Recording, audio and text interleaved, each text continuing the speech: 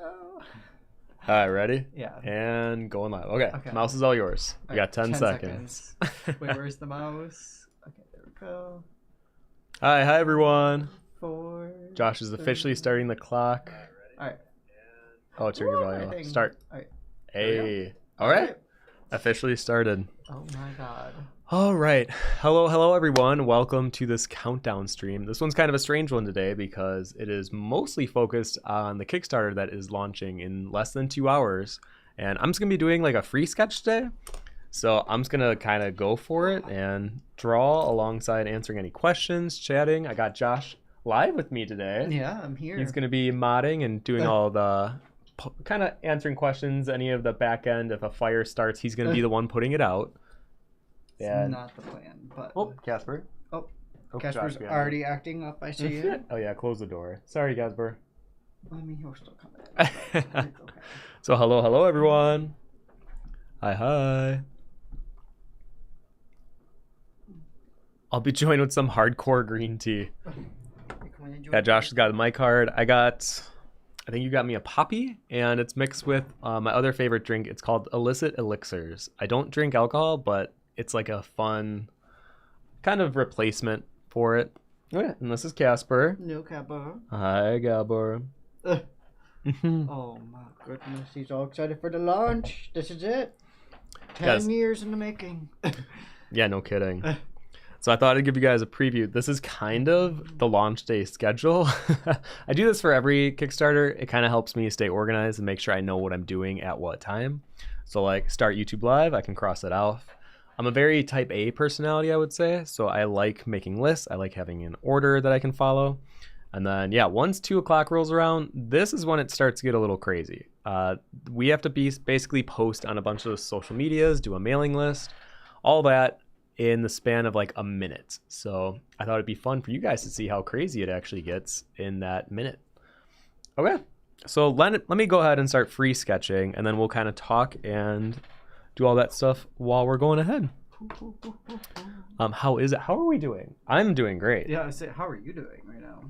You're launching your biggest probably Kickstarter yet they've ever had, like a 10-year art book. Technically, yeah, this would be the biggest Kickstarter project I've ever done. I've been kind of talking to my friends about it. I don't think, well, we'll see. You never want to jinx it, but I don't think this one will do as like crazy numbers as my last Kickstarter, because my last Kickstarter had a few tiers that offered like multiple books and they were higher tiered items. So instead, I'm not necessarily looking at this to like quote unquote beat my last Kickstarter. Instead, I'm just excited for this book to exist and for me to get it out. So that's all I can hope for, is that it has a good launch and that when I get the funding, I can put the order in for the books. And I'm very excited.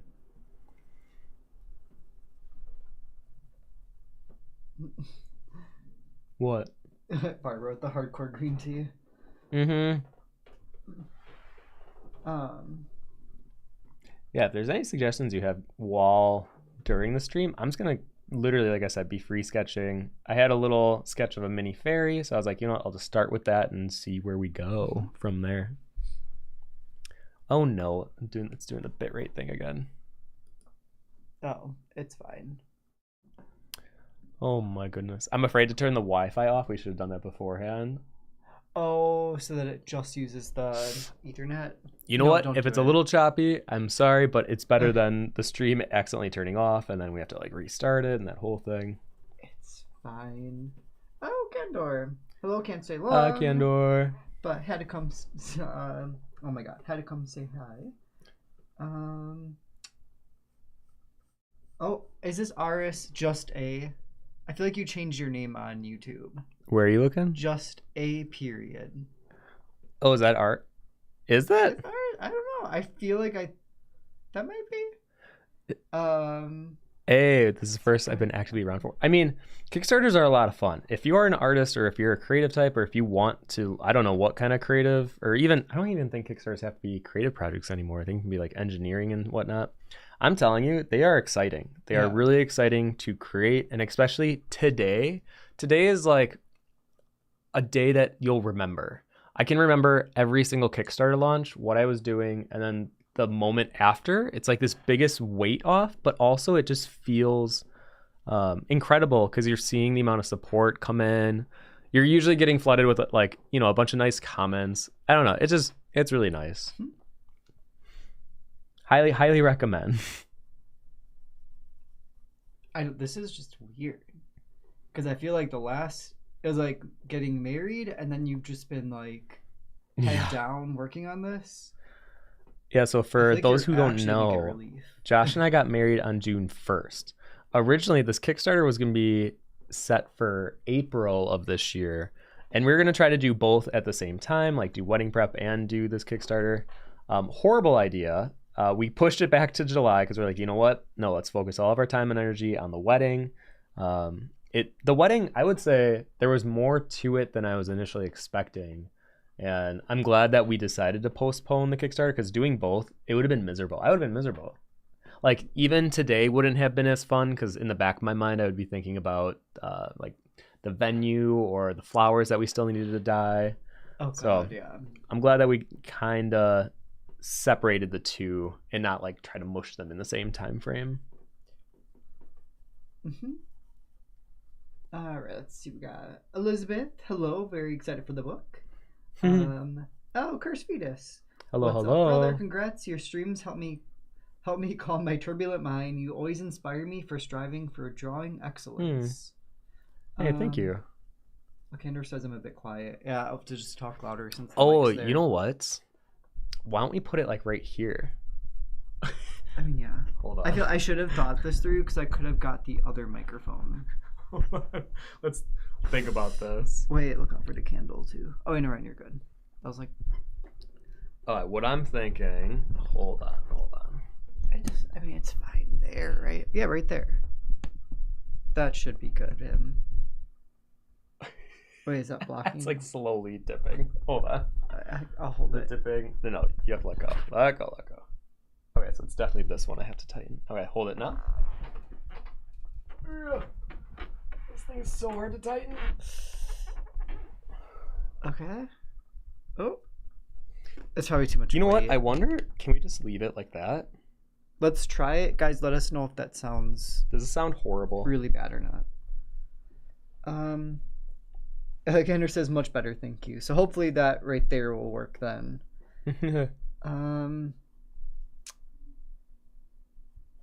That one person says, I couldn't pledge on your last project, but I will this time. I'm so excited. Hugs from Colombia. Oh, thank you. Tigil, for anyone interested, I'm accepting bets for how many minutes, hours it'll take for the Kickstarter to be 100% funded. Oh, that's kind of a fun game. I shouldn't participate because that just sounds bad. Oops, excuse me. Oh if I like participated in it. Tigil, my money is on 48 minutes. 48 Wow, minutes. that's very specific. Yeah, I guess the project, context, I'm asking for 25K. The books are going to be more expensive this time around, so that's why the cost of the project is more. And I wanted to give more of a realistic. I know a lot of people with Kickstarter nowadays, they make the funding goal like 2,000, and it's like, well, of course you hit that within the first hour. You know, like the funding goal was so small, and if you have done this before, I don't like to deceive people though, so I'm like, you know what, no, I could easily make this a 10,000 goal Kickstarter. It just would feel disingenuous though. Yeah, 47 minutes is what I'm saying. Oh, you're gonna Wheel of Fortune him. Josh gets 20 detective points for guessing my identity. Oh, it is Aris. Okay. Eris. Oh, thank you, everyone. Your wedding looked beautiful. Congrats. One person says congrats. Thank you. I know, it feels like a whirlwind, though, because it did. It was like wedding into this.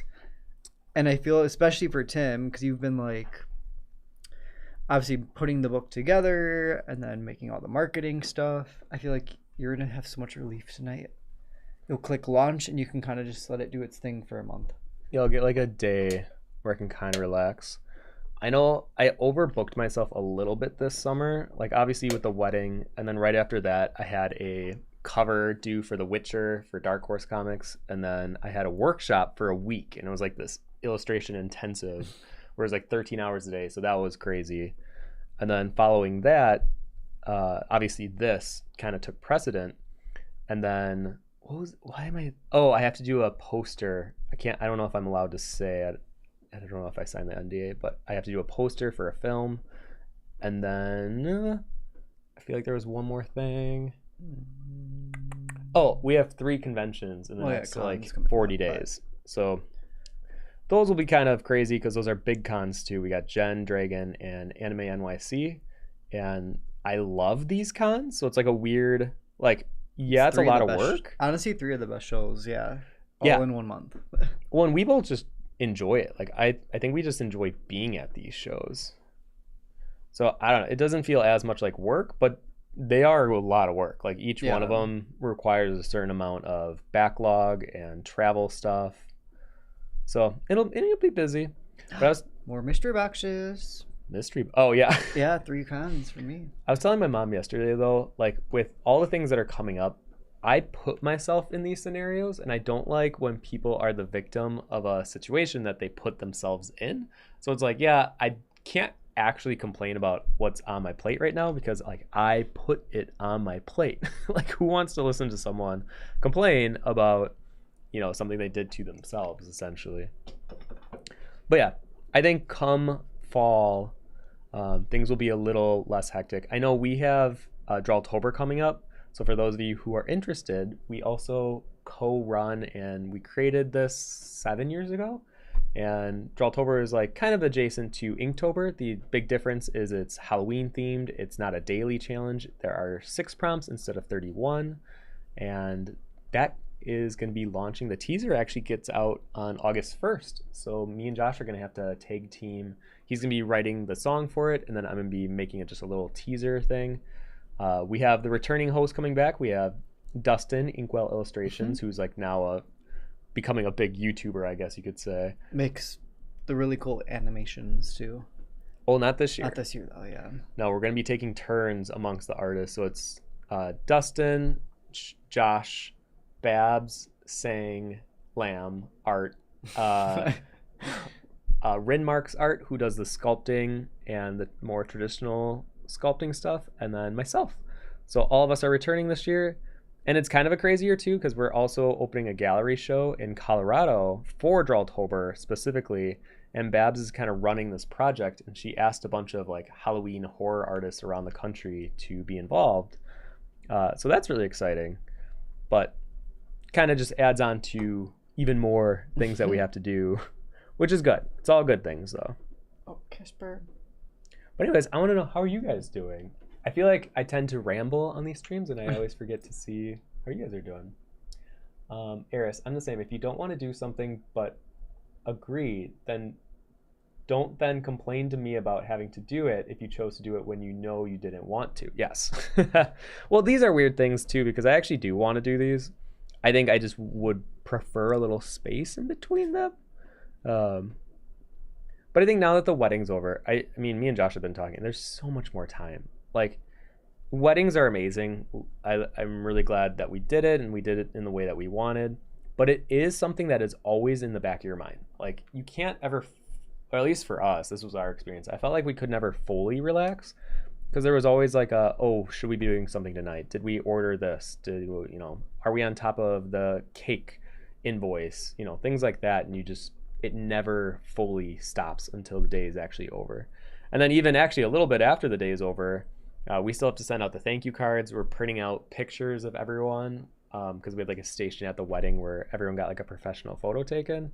And, still a little bit of work left, but it was really wonderful. And I think I wouldn't have changed anything in terms of the prep that we did. Yeah. No, I feel like it was really good. Mm-hmm. How is everyone doing though? Let's see. Felix probably gonna be at Con Setup tomorrow. I don't feel ready at all, but at least it's local. Yeah, Felix, you're doing a lot of shows. Yeah, Felix has like a bunch lined up back to back to back. Tejo says loving the hair schwa. Thank you so much. Felix says overbooked is the mood right now. I had no breathing room after Dokomi, then 3 cons, then Gamescon. It's a lot. Don't know where I'm gonna squeeze in Mesmer. Like, fighting Mesmer or drawing Mesmer? Oh, Felix, I think already beat the game. Wait, seriously? I mean, correct me if I'm wrong, Felix. I feel like last time we talked, you were pretty much through it, and that was like a bit ago. Do you beat Oh my god, I can't even beat Mesmer right now. I'm struggling. Even like summoning people, everyone just dies instantly. I gotta get luckier with who I summon. Your random summons. Yeah.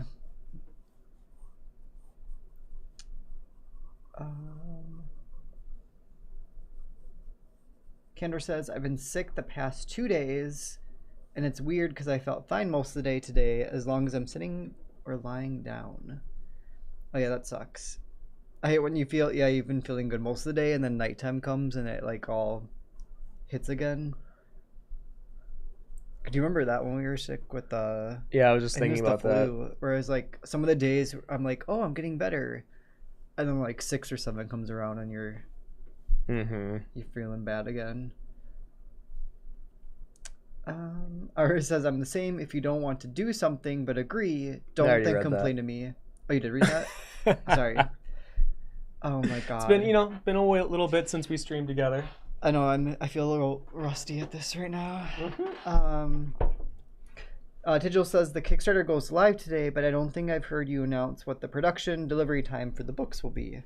Oh yes, so originally it was going to be over the winter, but now I pushed it to May. And the reason for it is I might be changing my book manufacturer.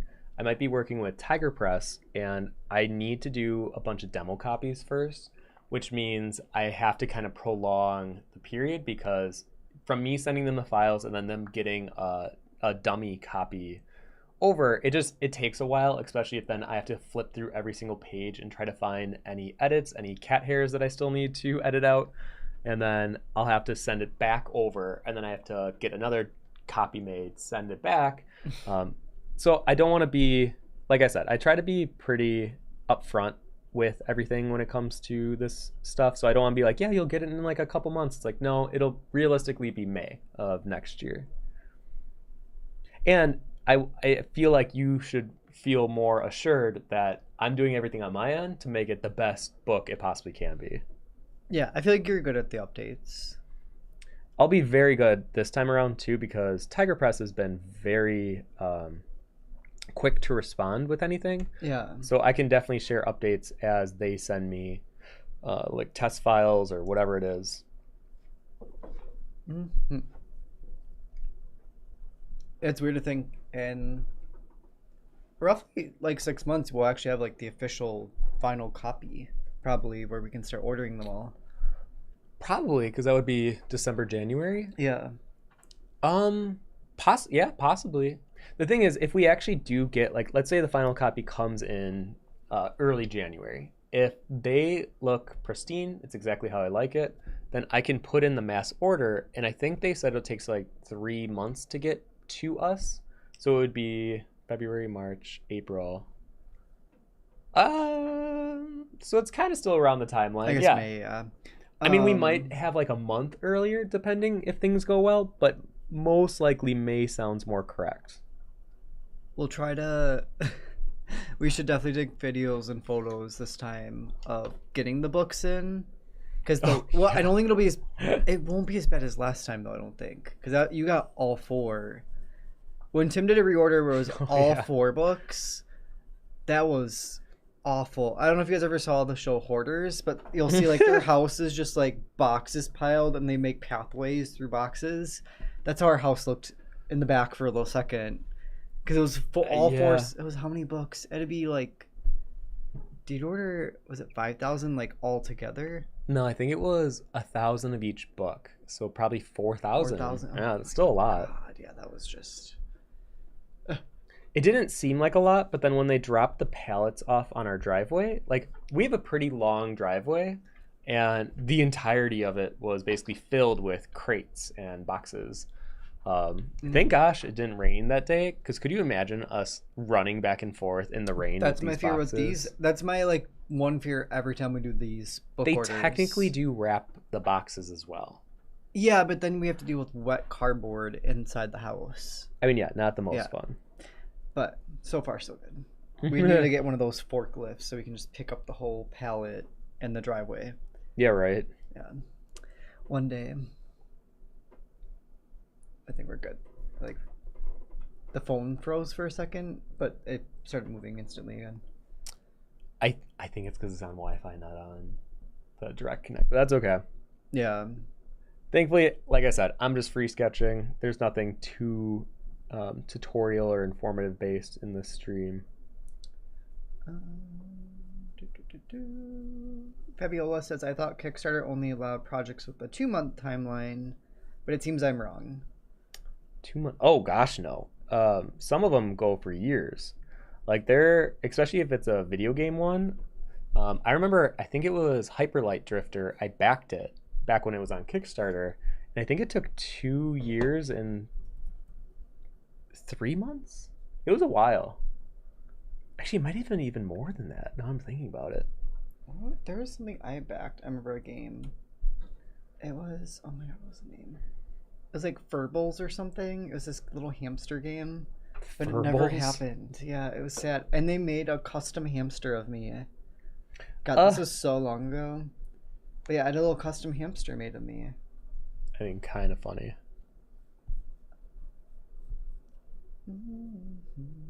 Let's see. I was gonna see if I can see it.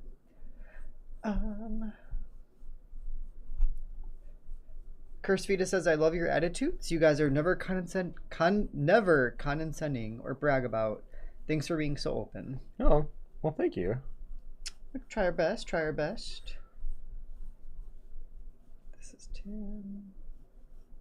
Churbles. That was the name of it. It was really cute. Churbles. Yeah, and it was this. Churbles, what happened? Question mark. Right? I lost money. So that's the other thing people don't know about Kickstarter is it might not actually happen. Like if you back something, you might not get whatever you backed. Like they are not and Kickstarter is not liable to ensure that it happens for sure. At least back in the late 2010s guideline, I know that was the case. I don't know if they changed it recently, so like creators can't get away with possible theft. I don't know. I mean, this one straight up, they were like, will refunds be issued? No. They said we spent 4 years and far more money than was raised, that we have nothing to give back.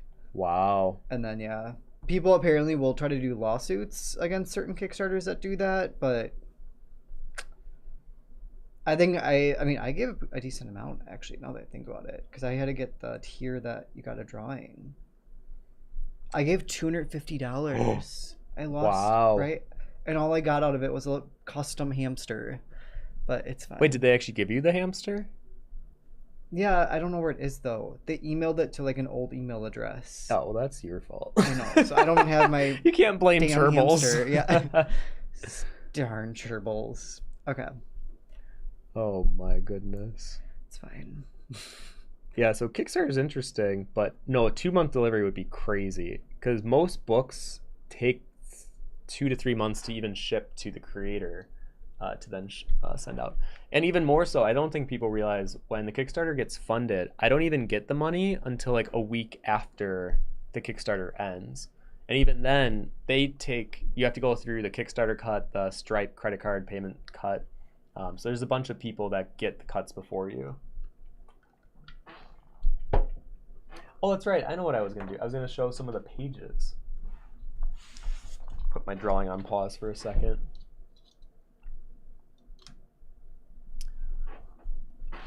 Okay, so these are, even though they're actually pretty big, these are actually smaller than what the final book will be. The final book will be this big. So you can kind of see, yeah, even this is still like almost 2 inches by an inch smaller than the actual final book. And then the side of the book, so this was also kind of crazy. Do I have that little, where did I put that? Here it is.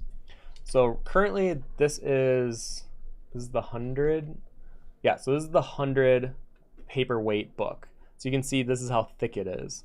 But I didn't like it because this almost looks like my 4th book, and my 4th book's only 190 pages. I'm like, well, this doesn't really pack the punch that I would want it to, being a 400-page art book.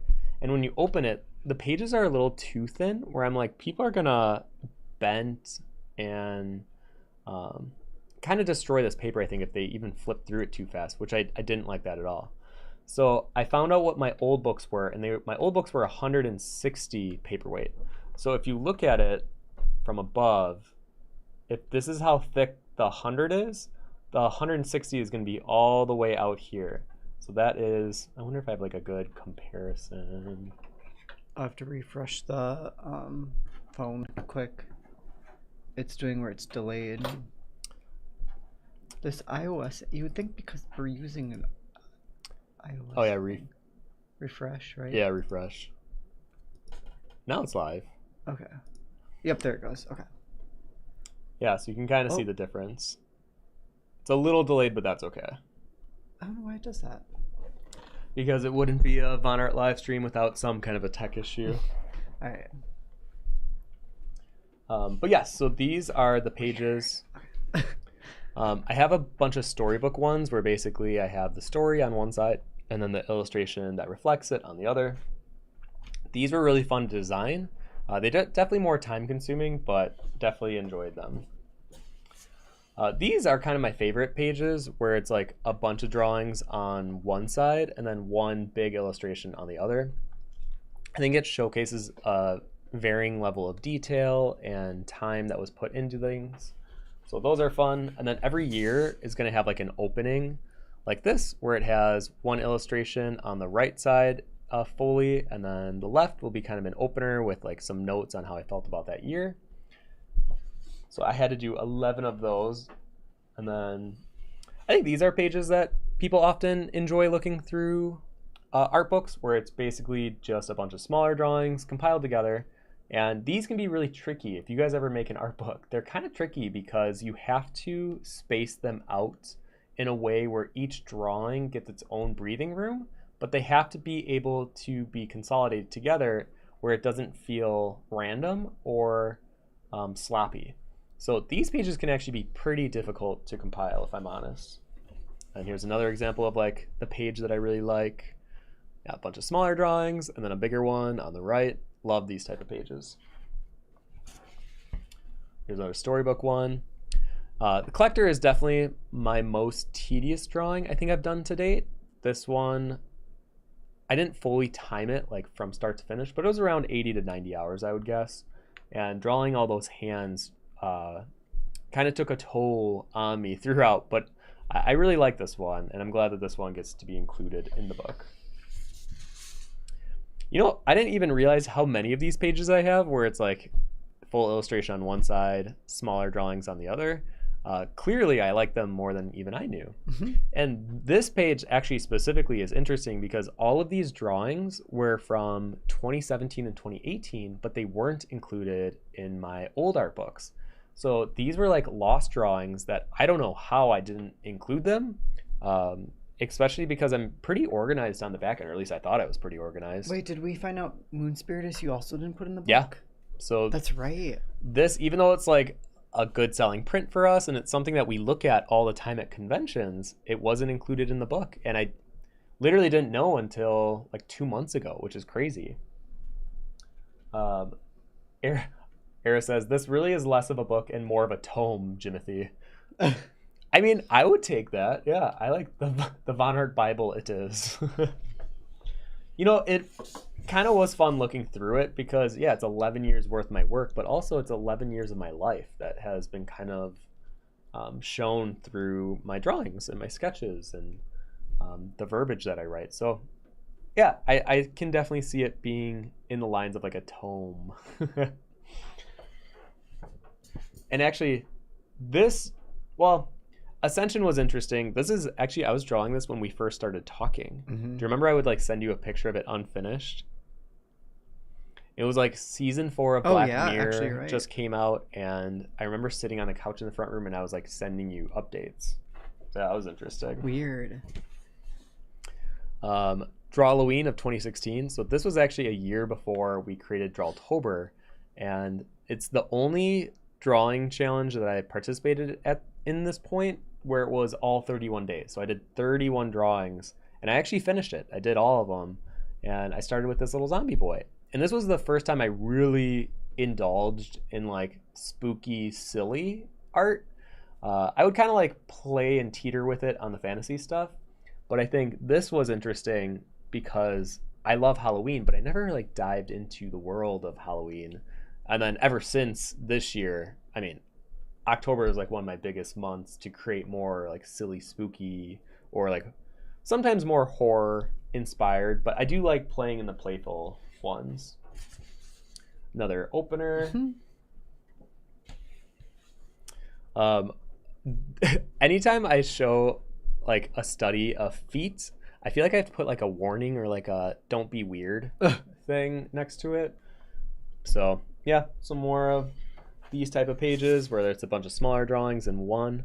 These were actually back when I was working at CG Cookie. These were like tutorials I did talking about like realism versus stylized, the different shading techniques. And then these were time-lapse drawings that I talked over wall drawing, I believe. Not the best videos if I'm looking back at it, but very fun. And then this started the giveaway train. So back when my Instagram started to actually grow, so this must have been 2015, I believe, or 2016.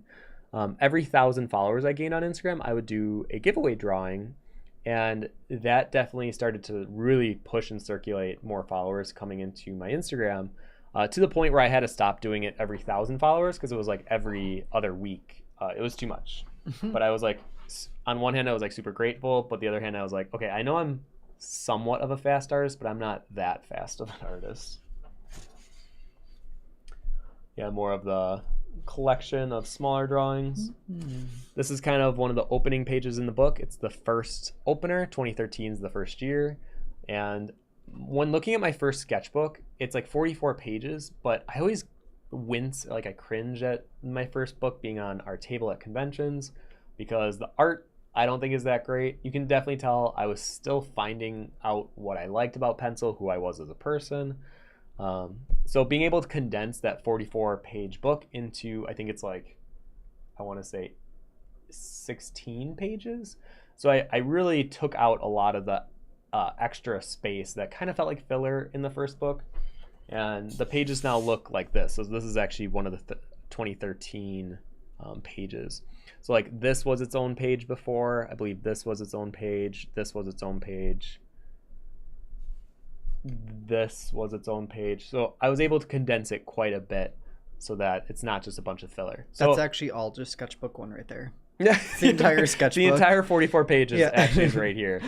Perfect. Yeah, I really don't enjoy filler, and that's not even with art books, like in anything entertainment, anime, manga, movies.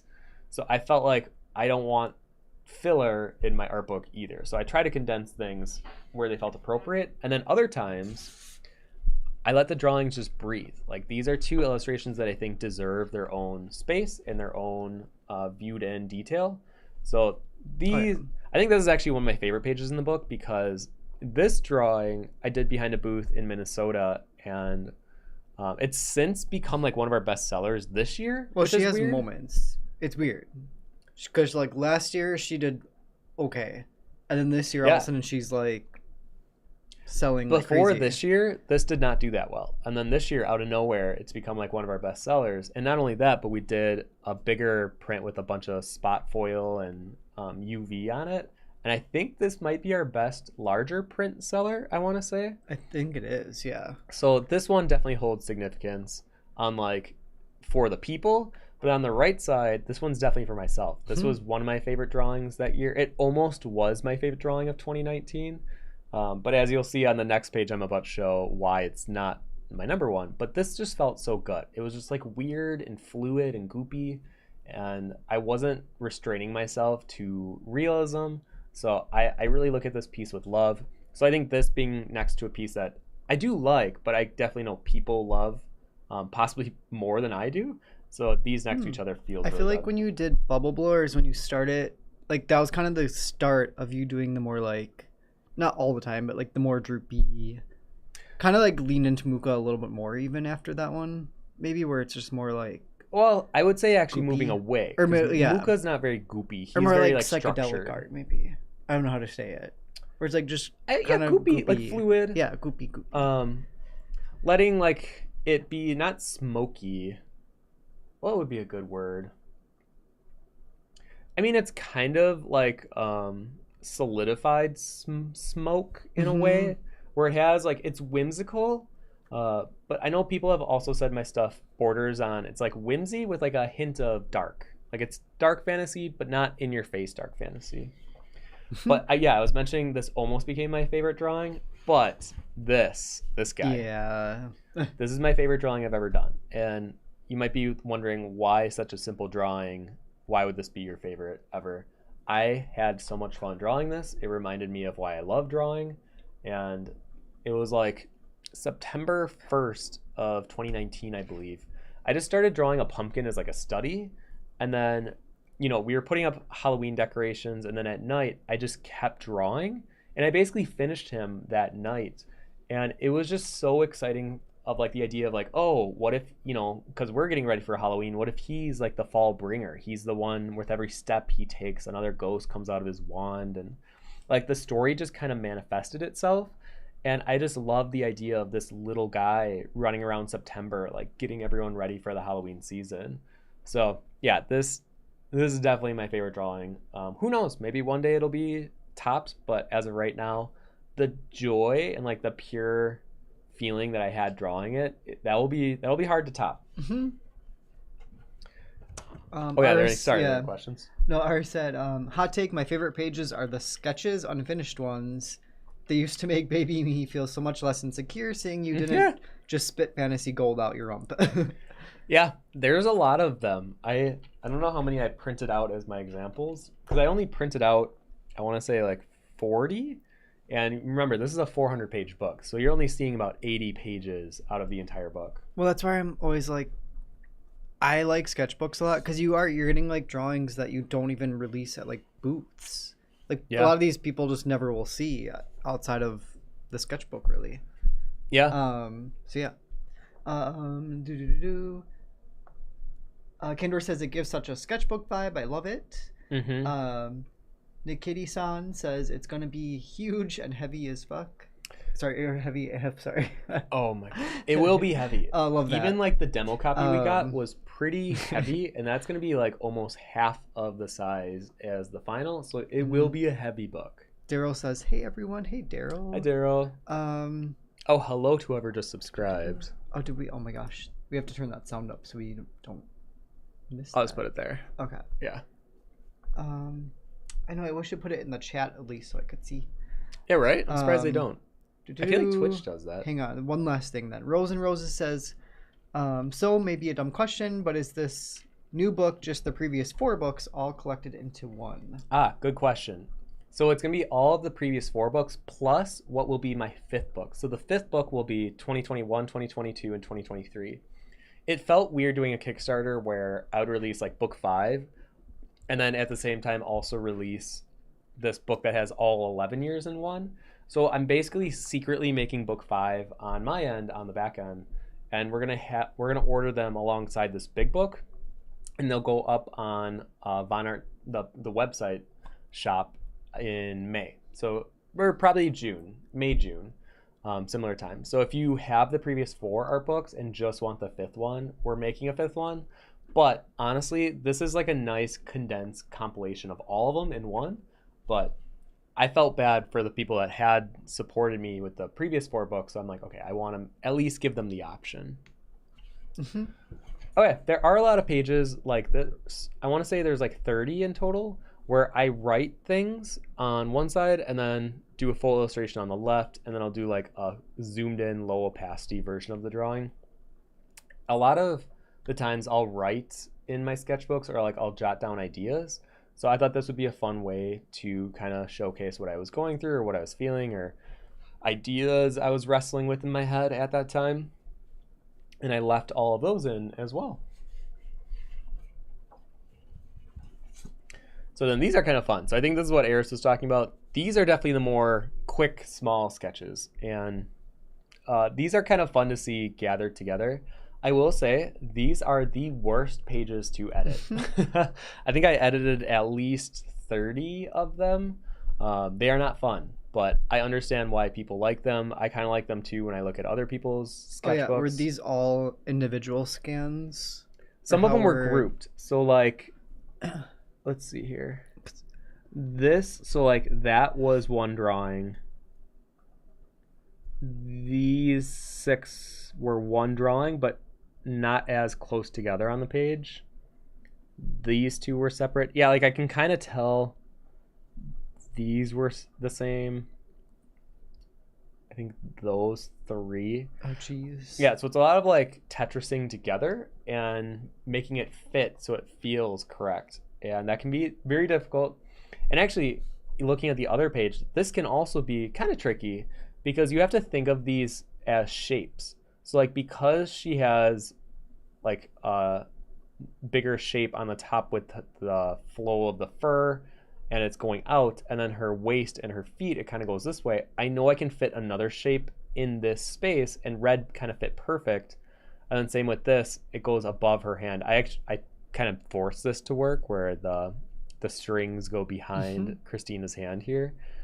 But I do have to like really think about spacing and making sure that things fit together. And these can be very difficult. Oh boy, this is the drawing that I think has unintentionally become my Mona Lisa.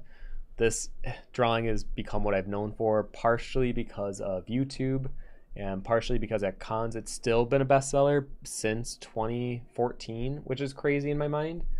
Or no, 2015.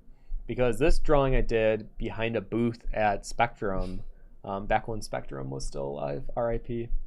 And I didn't think much of it. I just really wanted to draw horns because I just met Alan Williams and I thought horns were like a really cool texture thing to play with.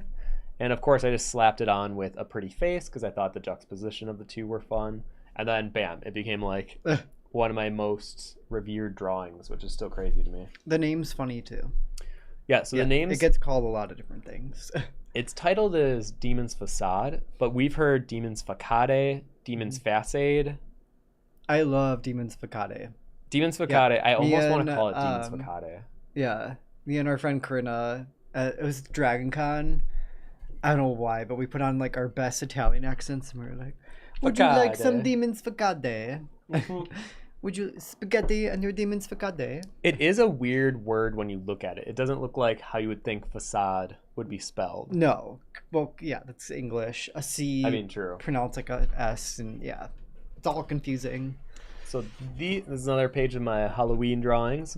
This was, I want to say, the first year of Drawtober. Wait, let me think. Drawtober 20... Yeah, I think that's right, yeah. Because 2016 I did Drawloween. So this was the first year of Drawtober. And I really tried to elevate what I was producing from the last year to kind of push Drawtober more in like a spotlight, more in the mainstream. And I was really proud of a lot of these drawings. Like even my little Frankenstein. He's so cute. Who actually, I've been just talking to Josh about how the first half of my life, I was obsessed with vampires. The second half, I was more obsessed with witches. And only in the last like 8 months, I really like Frankenstein's monster. There's something about him. He's always cute. Whenever I see decor of him at like a Halloween shop, it always just fits the mood. Where sometimes you look at a witch and a vampire like piece of decor or art and you're like, well, yeah, kind of. But Frankenstein, I like rarely will be like, no, they missed the mark on like a Halloween feeling because he's usually green. Yeah, like my little thumbnails of him. I like his arms are so big. Oh, he's so cute. Yeah, I love Little Frank. Little Frank. So yeah, those were good.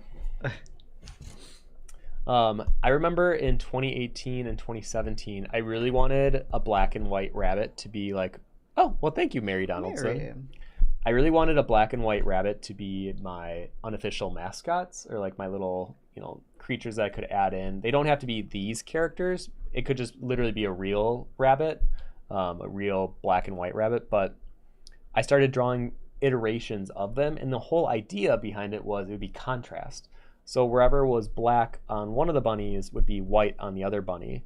And then with this drawing, the whole idea was contrast in not only its like visual representation, but you can see like one's holding a bat where one's holding a white flag.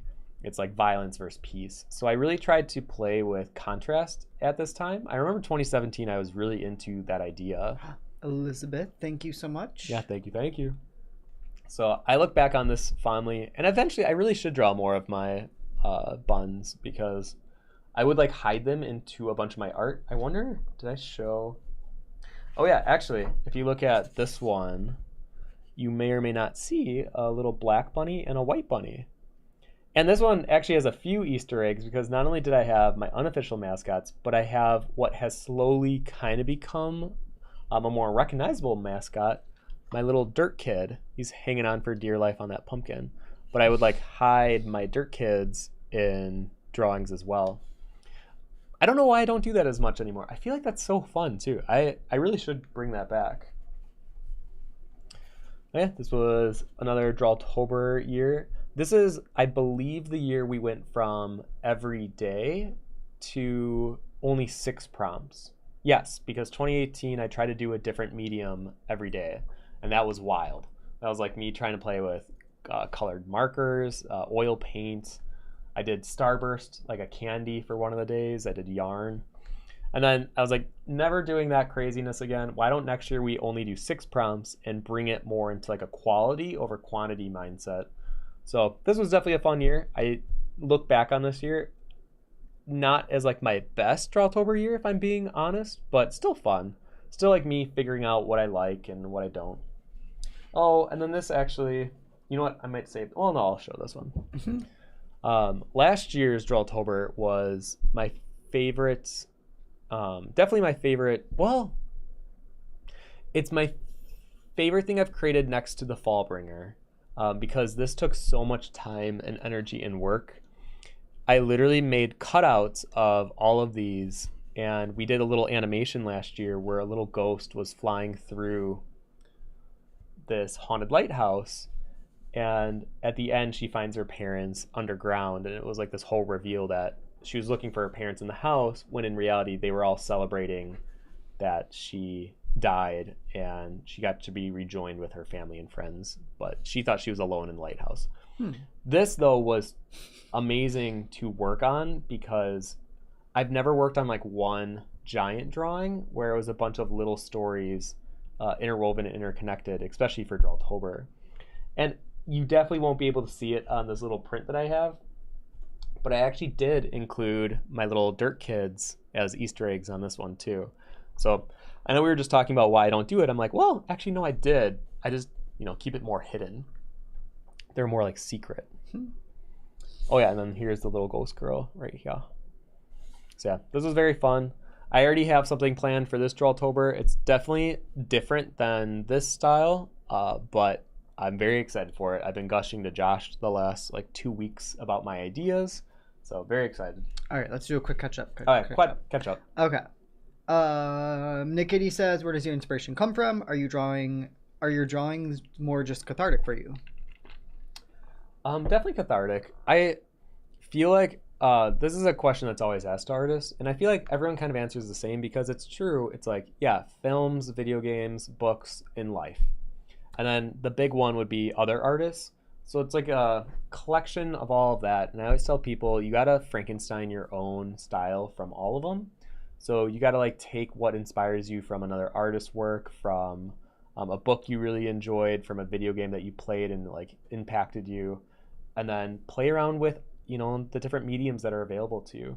I know for myself, I grew up playing Kingdom Hearts and Final Fantasy, especially Final Fantasy X, still my favorite game to this day. But at the same time, I was playing games like Twisted Metal Black. So it was like this weird mixture of fantasy and like very sad fantasy, mixed with like brutal dark, and also kind of sad and kind of crazy storytelling. I was talking to Josh about how I was really influenced by melancholy during my when I was 9 to 13 years old, because not only was it Final Fantasy X and Kingdom Hearts, who, if you play the games, you'll understand they do not have happy endings. They actually have quite sad endings.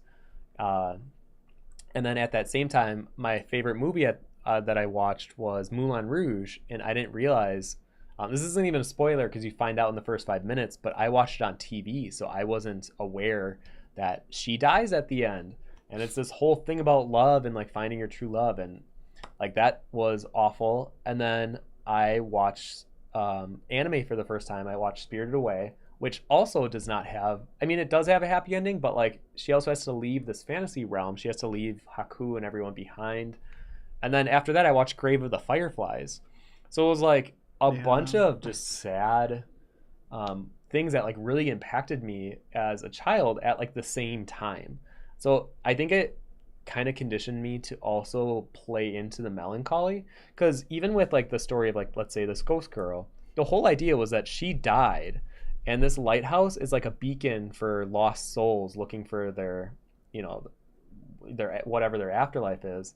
And the true origin story that I never really talk about is these are for people who unalived themselves. So this is like a house for, you know, people that felt unwanted in the real world. So when she's looking through the actual house, she's looking for her parents, because if you can put two and two together, her parents also, and she wants to find them. So the whole idea of her looking through this house, and then when you find it down here, it's like all these people that felt so alone in the real world can feel together and like a sense of belonging in the afterlife.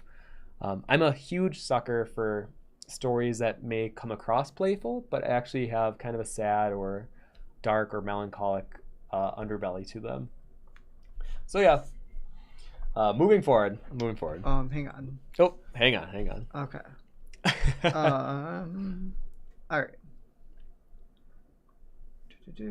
Felix. I always get my paintings English names, and it's always fun to hear different pronunciations for stuff.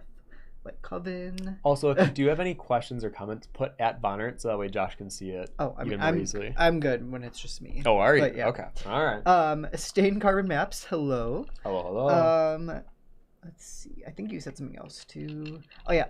It was very sweet. Books like this are woefully rare, so the fact that you're making this fills me with happiness.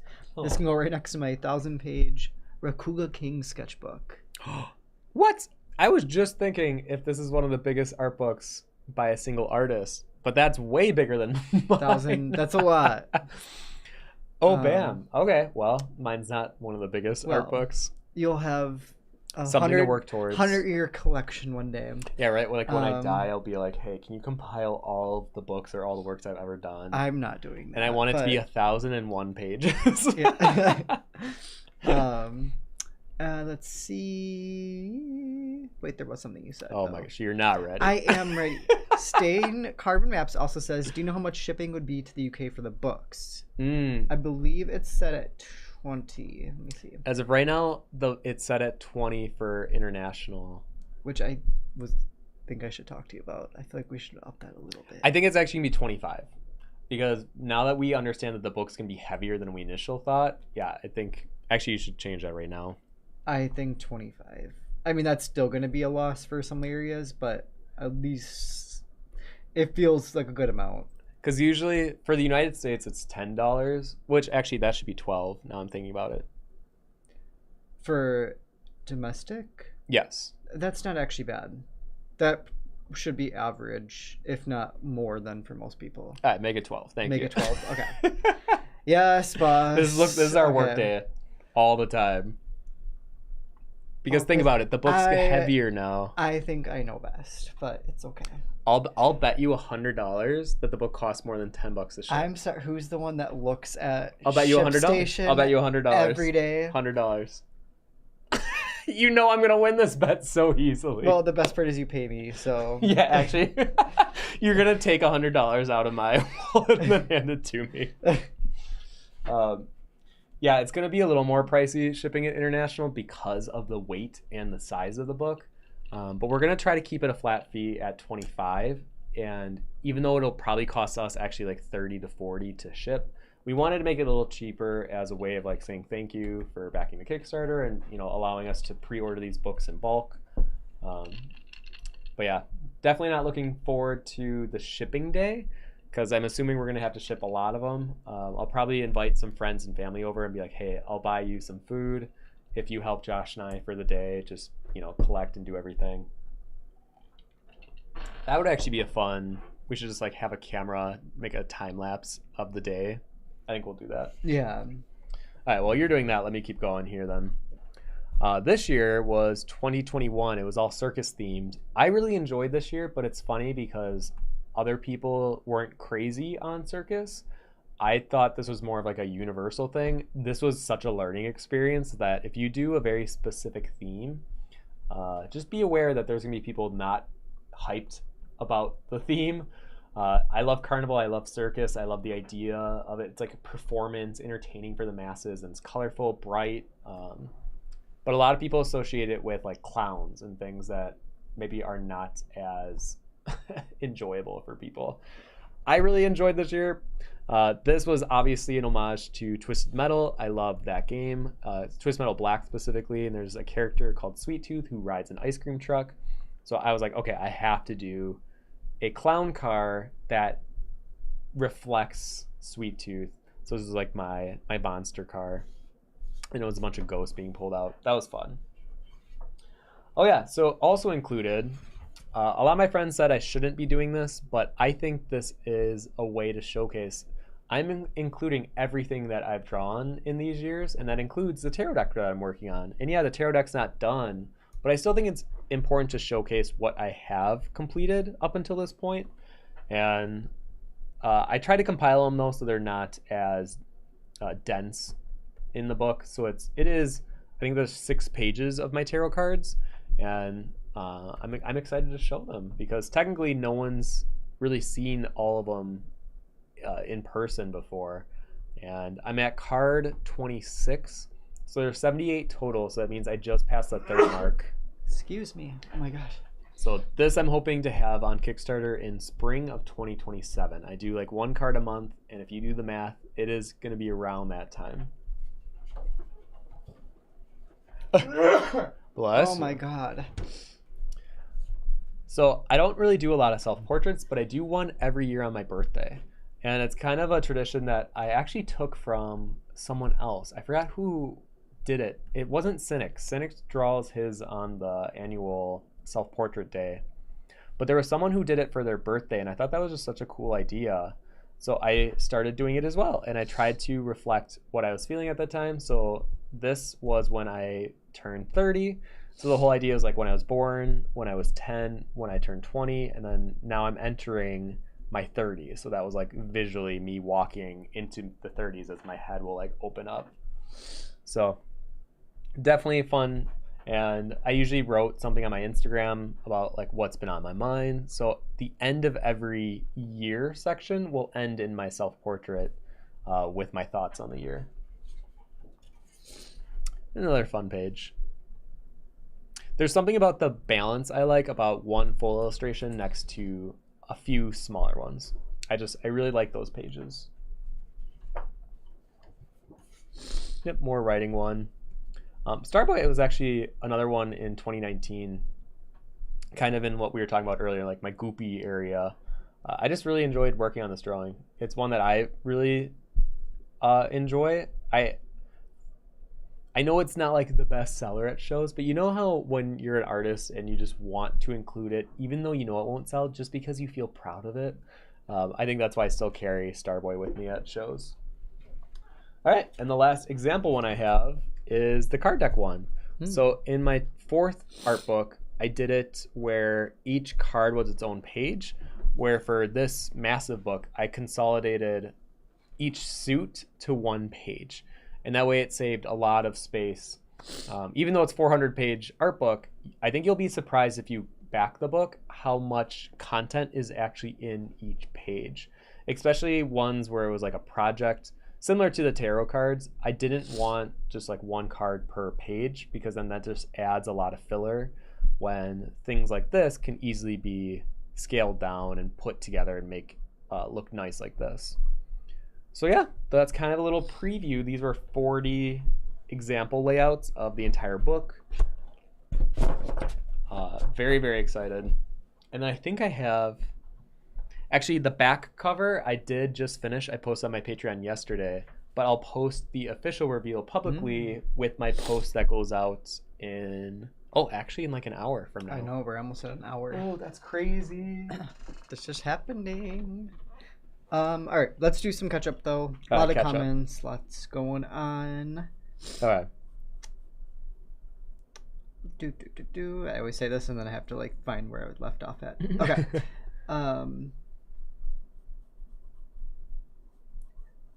Veloji says, hello, YouTube just recommended me your live. I think I might have to get this art book.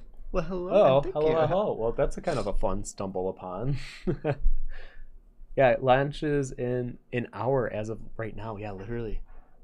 That's crazy.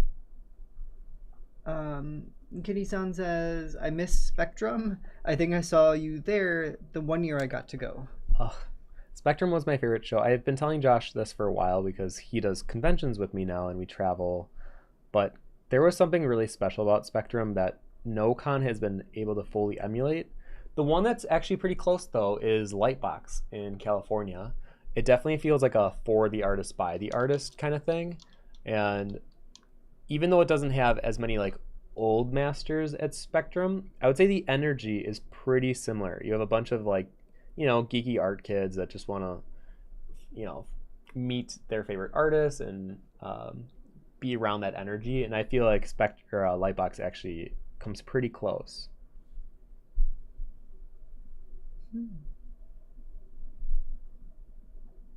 Felix says, I need to cover a big scratch on my newly acquired car, and I think I'm going to make a big sticker of my succulent orchid to cover it.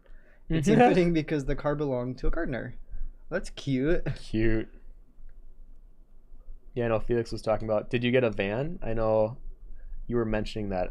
I'm a big fan, believer as an artist, especially if you're traveling to conventions. I will never go back to any other vehicle. Oh, vans are great. That one person says, oh God, do you know how heavy it will be? Gotta be ready for customs. Oh, it's probably gonna be heavy. 3?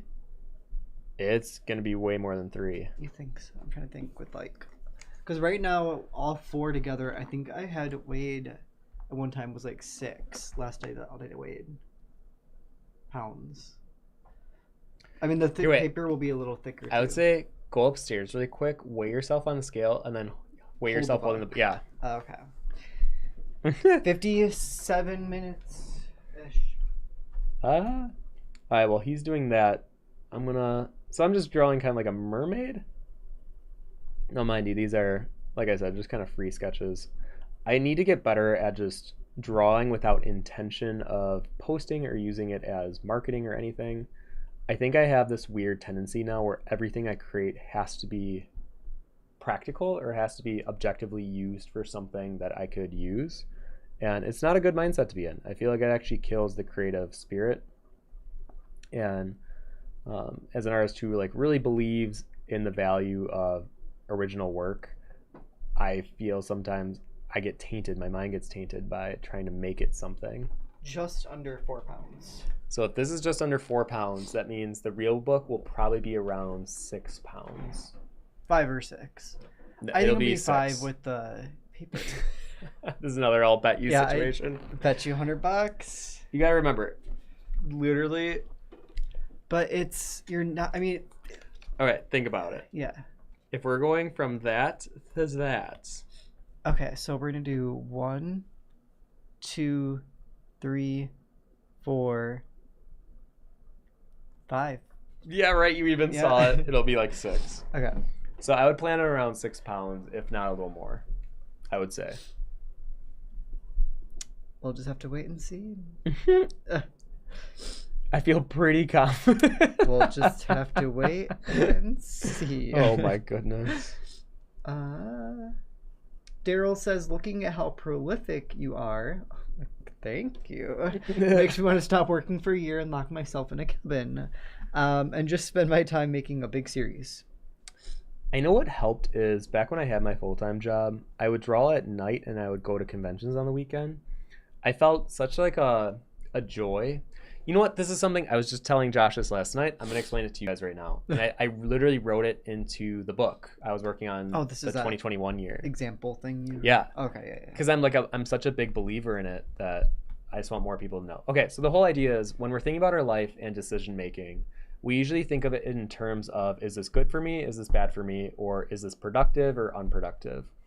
Instead, this lady was saying that we should think of it on more of a cellular level. So when you're presented with a plate of food that you really enjoy, or when you can tell you have a crush on someone, every cell in your body is like attracted to it, pulling you closer. And you're literally like, what was the word? I don't think it was engaged with, but you're being like pulled towards it. And the opposite is also true. So when you're disgusted by something, or if you feel unsafe, or if you're in a situation where you're like repelled by, your body will physically contort. It'll like push away.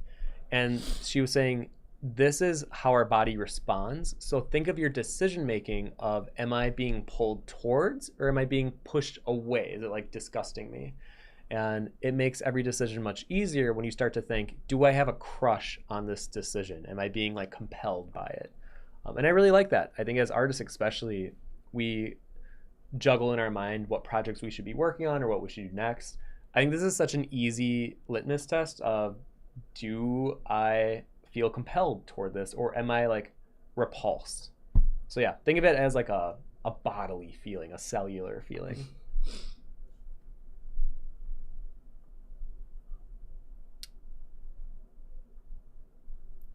Fabiola says, such a clean pencil sign you have. I do not seem to be able to draw in such a clean way. Graphite always makes my work seem dirty. It definitely can. You know, for the longest time I was working with a 2H pencil pretty exclusively, and that pencil is not very smudge heavy, so you can draw quite a bit and not worry about your drawing getting messy. I've switched back to mostly an HB recently. I think when I realized I was using my 2H as like a crutch, like a safety net, safety harness almost. And I don't want to be living in that way as an artist. I feel like you should live somewhat on the edge of your capabilities. And I was not. I was playing it very safe. So now I think I'm just more intentional with where I'm placing my hand as I'm drawing. And a very obvious, thing is try to draw left to right. Like right now, drawing the body of the mermaid would be tricky because I'd have to place my hand over where I've gone darker. So instead, I'll probably turn the paper and try to avoid smearing as much as possible. And I think because I've been drawing for so long, I kind of just innately, like instinctively do this. But if I'm like newer to pencil, I think it's something that I would have to actively be thinking about. Iris says Drawtober is right in line with about when the new Dragon Age drops. So be prepared for me to, there we go, somehow squeeze the prompts into Dragon Age fan art. Hopefully I'll actually post the results. I'm very excited for this year's Drawtober.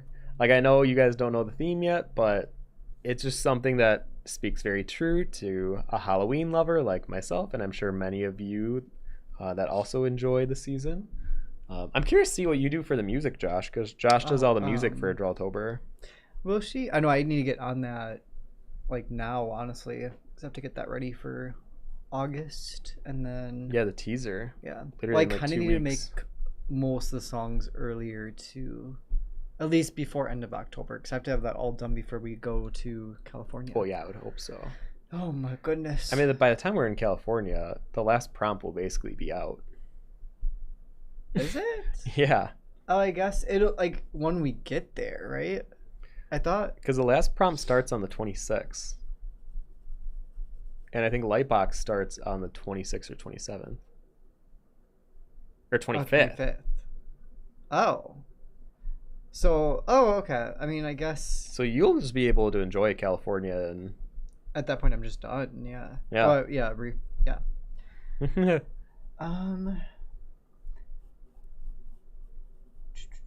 Just don't want to miss anyone. Elizabeth says, how is the underwater Atlantis large illustration you're working on? I haven't seen an update in a while. Yeah, that kind of got put on a hard back burner. I am including it in the art book, though. I'm doing like a little update of where it's at. I was just thinking about that. I went to the bathroom upstairs, and then we have it in our guest bedroom right now because it's so big. And I was like, you know what? I feel like I should just every morning just add something to it, because I used to time myself, but it became such like it felt like a job. It felt like work, and I don't want my art to feel like that. There are times where I have to push through. I definitely think making like an art book, not always the most fun, but you just gotta push through.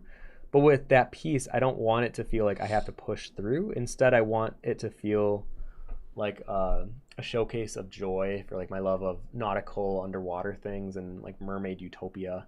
So I'm hoping that when I go back to it, it'll be like as long as I can just add something to it on a daily basis. And now that the wedding is past and now that things are settling down for us, I feel like that is reasonable to do. And then Josh and I are gonna get back on making, our YouTube videos. And yeah, I'm hoping that I can do a little update on that one soon.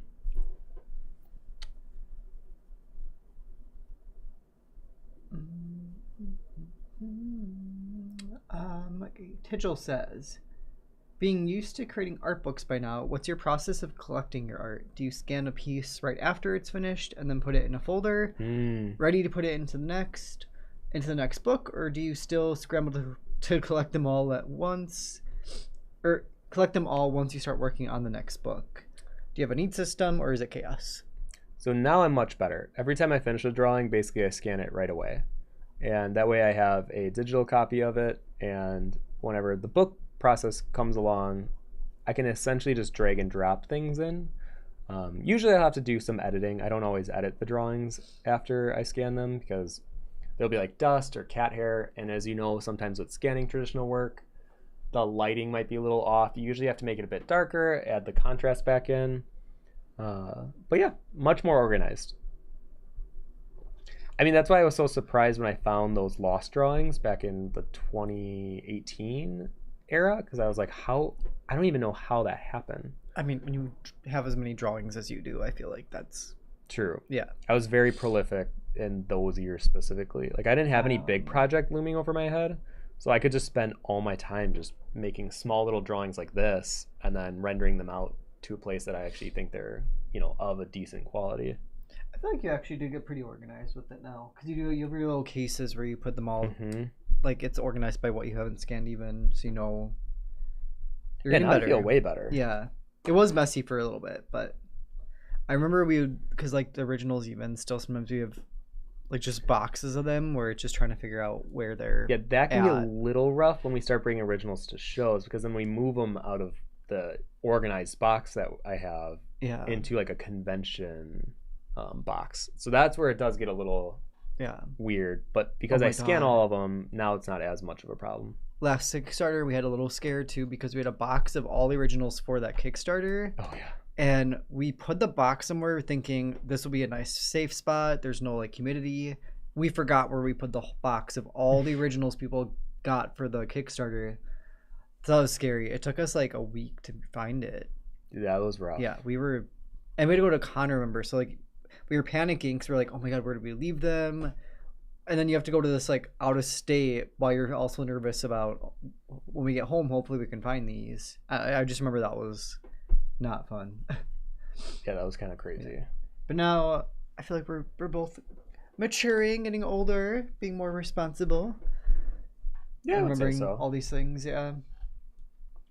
Tigel, actually, I think you just mentioned this earlier. Did you include your giant mermaid piece? I actually didn't realize you were going to do a page for that too.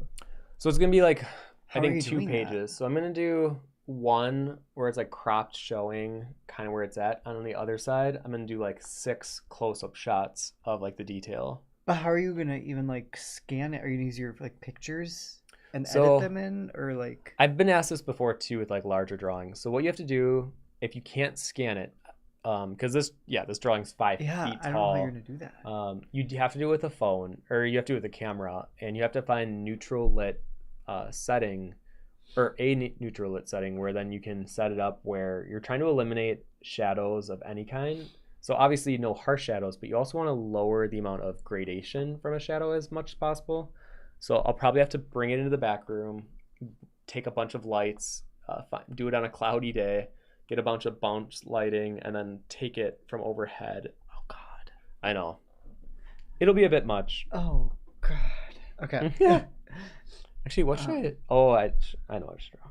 Stain Carbon Map says, if you don't know them already, the 1,000-page Rakuga King sketchbook is by an artist called Katsuya Terada, Oh, yes. who I think you would really like, as he does a lot of sketches like you. I have 3 of his books.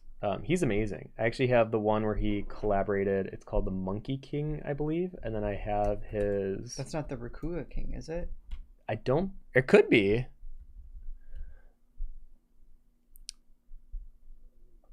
This one? Where's the cover? Hang on.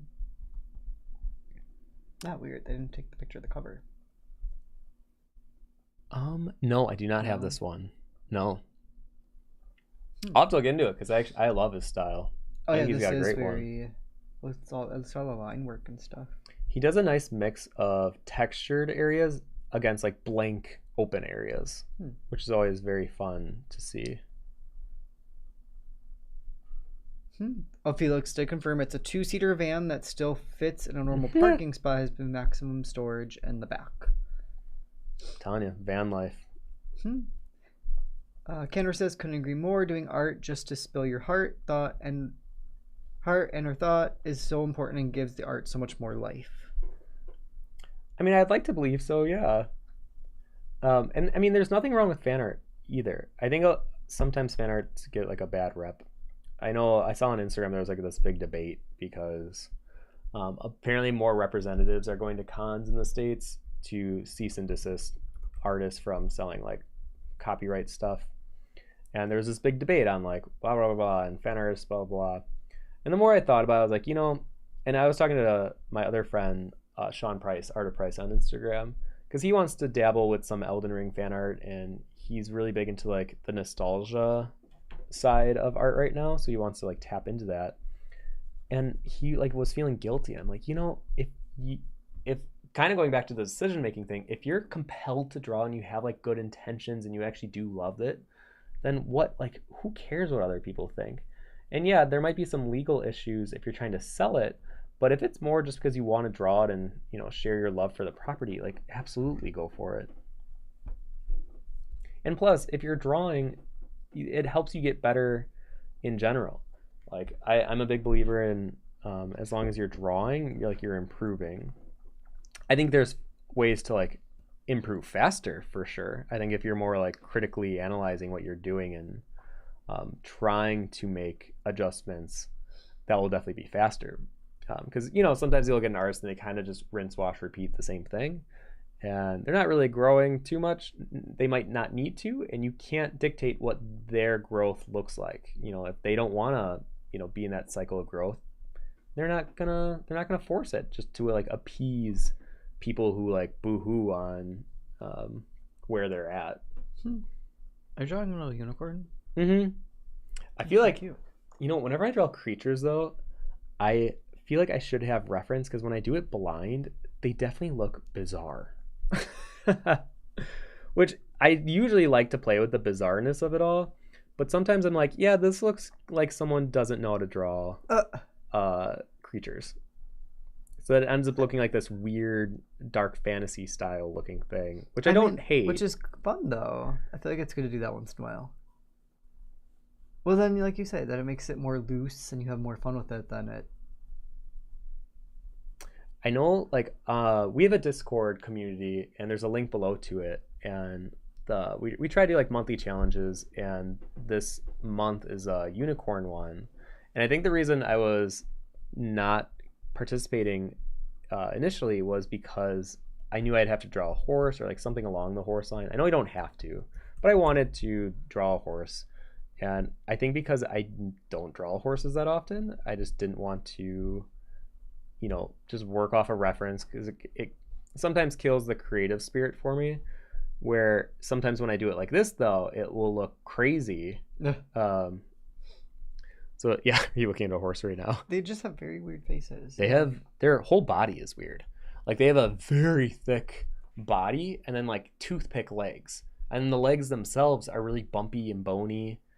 They're very, I would say they're difficult to draw. Like some people say hands for artists are very difficult to draw. I would say animals, and specifically something like a horse, is very hard to draw. They're very like bony. Like even their face, it's just very. Which is cool, but you got to remember, like, the skull is basically comprising that whole girth of the head. Yeah. And you want to make sure you reflect that in the way that you draw it. Is this considered their nose? Would you consider like this whole their like beak essentially that would be all considered part of their nose structure? I guess technically, yeah. Weird. Because yeah, when you look at it, they actually even have like the two, like you can see the way it reflects. Yeah. We have like the two nose bones. Interesting creatures. Yeah, right. Okay, let's see. Ours says I finally folded and got Pal World. Way more fun than expected, and have already become oddly attached to some of those weirdos, especially the llama alpaca looking one, because that fight was hard. Oh, is that The pink one. The king? Malfalfa. That's the king alpaca, right? I mean about the king alpaca. Oh, maybe, yeah. Was a boss. Oh, look at this little bunny outside our window right now. Hi, bunny. Hi, bun. What's he doing? The bunny's posing all funny right now. That's how I should draw. Little jackalope. Right? He's so cute right now. Hi, bunny. Shit, he is kind of like posing. I know, he's very still, too. Well, you guys will see Tim drawing the bunny right now. He's putting on like a very like pose. His face is angled. Unintentional life drawing session. Yeah. This might be one of the teenage ones too. He actually looks a little more grown up, but I think that's one of the teenage bunnies. Yeah, so Josh and I have a lot of bunnies in our backyard, and we've been like seeing generations of rabbits grow up. And I know I've explained it on a live stream before, but long story short, we saved like 7 buns from a fire situation, and a few of them got kind of charred, so we can tell which rabbits they are because they still have like some of the burn marks on them. Well, now I think we're at their ancestors. Well, maybe, because how long do they live? I have wild bunnies. I don't know. I don't think they live crazy long. How long do wild bunnies live? I feel like we're on 2 years. They typically live less than 2 years. Can live up to 9 years, though, it says. What the heck does that mean? So probably predators or something get to them. Yeah, it says they typically live in less than 2 years. Oh my god. Apparently, only 15% of wild bunnies survive the first year. I mean, yeah, I believe it. That's really sad. Poor bunnies. I mean, bunnies to some, dinner to others. Yeah. I mean, yeah, bunnies are kind of just bottom of the... Oh, he's moving. Oh, he's coming closer. Oh. Hi. Where'd he go? They're so cute. We should do an outside stream sometime. I mean, yes, but if we can't even get good internet connection well, I would here, get the Wi-Fi. Oh, we'd stream off our phone. that sounds even worse. Really? That sounds amazing. If you know what? Okay, if you test it and if it actually streams well, we can do it. But I do not think a hotspot live stream from OBS to No, I can YouTube. use not hotspot. I can get our Wi-Fi outside. You just All right. trust we'll me. see. Do you want to bet on this one too? This one I don't want to bet on technology stuff because that I'm very No, I think we clueless. can set it up. That might be fun, like a little work in the garden day. I think we did that once actually. Yeah, that was awful because we had to like bring the computer next to the that's door. because we didn't have the Wi-Fi set up nicely at that time. Oh my goodness. So we had to weirdly sit. Weren't we sitting like right outside the door? I remember those. Yeah, we were not. We were in a weird planting. spot. It was like 2020. We were wondering what the heck do we do with all of our time. It's like, okay, I guess we could stream even us. Oh my gardening. god, that was definitely a 2020 thing. That was definitely a 2020 thing. I think we were just playing around. We were like, yeah, let's just try a bunch of different things, and if we enjoy doing it, we'll keep doing it. And that one was just, it was awful. We were like trying to get the connection to work, and then it kept freezing. Did not enjoy. Do not recommend. Nick. Oh, hang on, sorry. Kitty-san says, have you thought about the shipping amount to include the packaging and all the Kickstarter freebies and or add-ons that need included? Yes. So add-ons typically add an extra dollar or two on. There won't be like heavy freebies or anything that would like drastically affect the weight of the book. Yeah. I mean, okay, so we set it at 25 for international. You do that for every tier? Yeah. Okay. So yeah, we usually, it's so hard. I don't know why Kickstarter doesn't do calculated shipping at this point. So the issue is some people, like if someone lives in Italy, we'll probably end up paying like $30+ to ship it. So we will take a loss on some of these, but I mean, you say loss. It's not really a loss. It's like we'll make a little less than we do with like the American ones. yes. I'm just saying because we're covering some of the shipping with them. But on a $60 product. I mean, yeah, you're still technically, yes, I get it. You're making a profit still, but the shipping amount is all. I mean, I think people understand that if yeah. you're making a product that's heavy and big, the shipping will unfortunately be a little bit more for international. And I definitely didn't want to skimp on the book because like originally they were trying to convince me to do the 100-pound paper, but I was flipping through. I was like, I can't sell this. I don't feel comfortable selling a book that it feels flimsy. Like the pages felt like they could tear if I, flip through too quickly.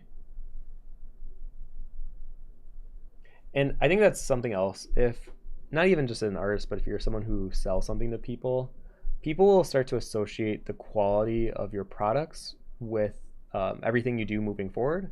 So if you are like, yeah, you know what, on this product, I'm going to skimp out and make it a little cheaper and save some money on my end, people will now associate what you create with being a little cheaper. And that is like a bridge that's hard to build back after it's burned. So I try to make sure the bigger projects like my card decks or the books, things of that nature, the pins and coins, that they are of quality to the best that I could create. And yeah, I think it's like you slowly build a trust up with an audience. I think that's why this art book, I think I feel not as stressed because I feel pretty good about not only the books that I've made in the past, but I feel even more better about the effort into the quality of this book that I've been making. So it's almost like it's not a cocky thing, and I guess this would be more on the confidence, but I'm like, I really do believe in this product. I believe it's something that I can be proud of. I can have it in front of my booth and I can look at it and be like, yes, this is something I feel good about selling to people, and I think they'll recognize the quality hopefully as well. Or you could just be in delusional land, which sometimes I think I can be. I don't think I am with this though.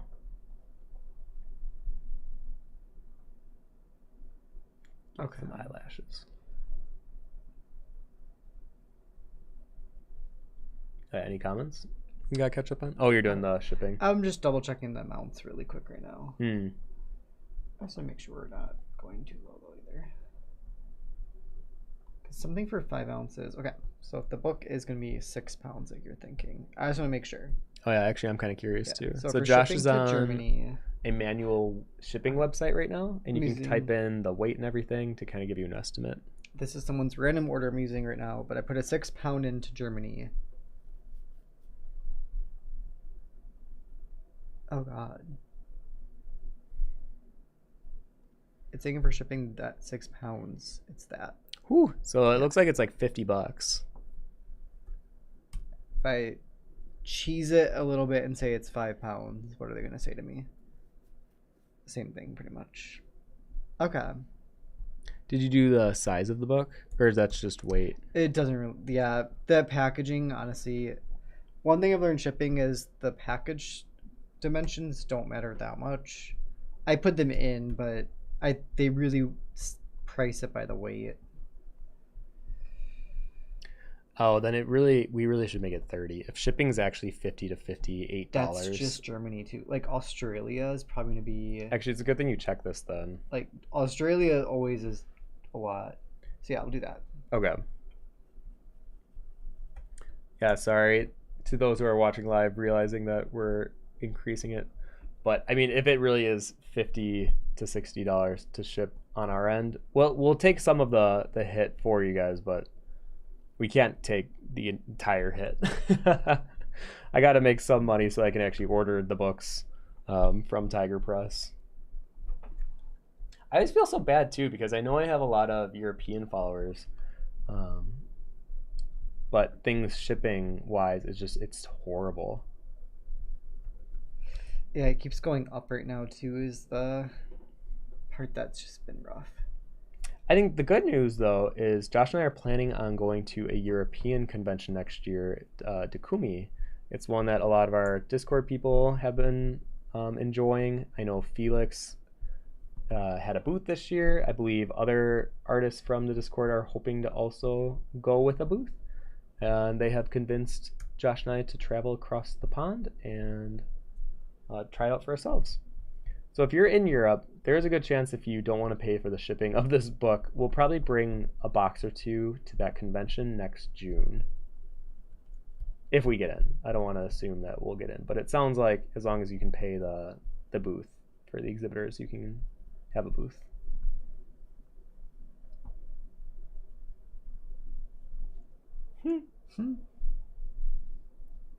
All right, now back on. Sorry about that little sidetrack. How much? Oh, less than a half hour. Okay. Oh my god, yeah, 20 minutes. Woo! All right. I feel like 10 minutes before you and I will make sure we have everything ready to go for pushing on socials and stuff. Yeah. Felix says sometimes I do feel like a bit less of a true artist because I do fan art, but I'm legit obsessed with Elden Ring and it just gets my creative juices flowing. I don't think you should feel bad. I feel like most artists that I know that do original art now started by doing fan art. And that doesn't mean every fan artist eventually like has to graduate to do original art only. I think it's just something where if you feel the urge to do original art, you should do original art. If you're doing fan art because you feel you have to, then I feel like you're in it for the wrong reasons. But whenever I've heard you talk about it, like you always seem genuinely excited about whatever property you're doing. So I would not guilt yourself. I know there will definitely be a stigma from younger artists. I know, admittedly, I was one of these back in the day that I saw it as like not as impressive as original art. I have since changed my tune. I have realized that art is more than just like how technically well done or how original it is. It's, it evokes feeling, it's emotion, it's the presentation of, bridging the gap between the artist and whoever's looking at it. So yeah, don't beat yourself up for it.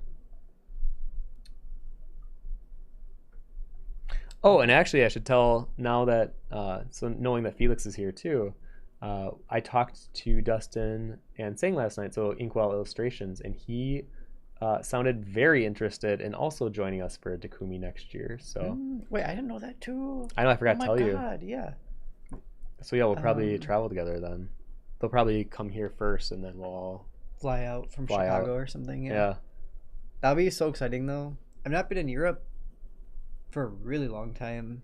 I think last time I was in Norway, probably, and that would have been, 10 years ago now.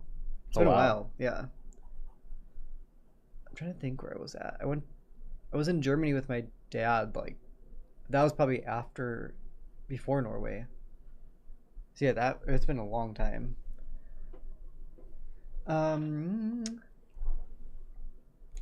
Hello. Says, what kind of paper do you use?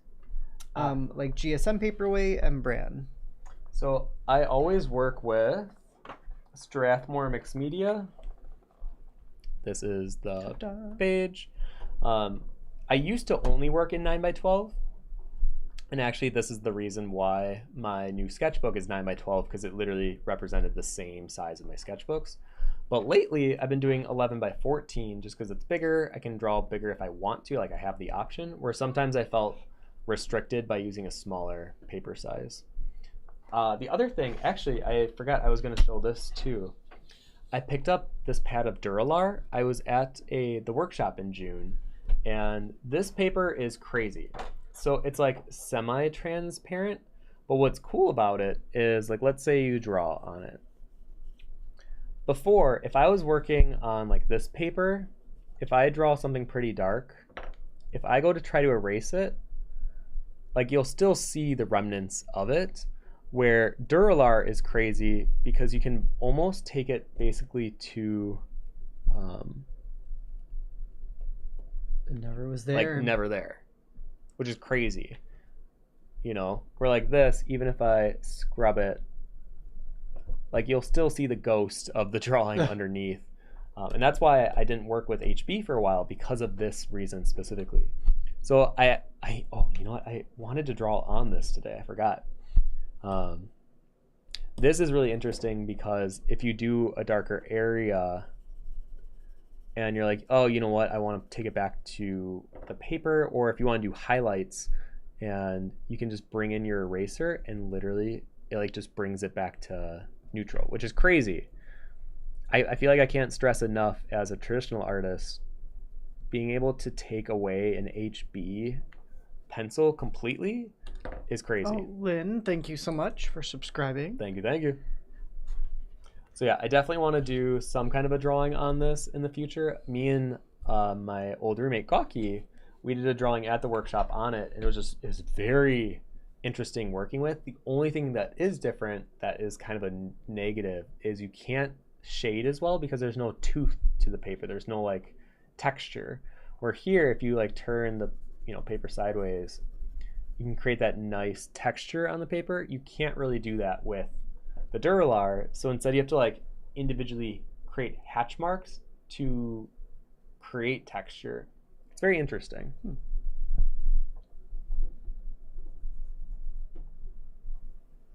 Let's see here. What do I want to draw? I'll draw a little dirt kid.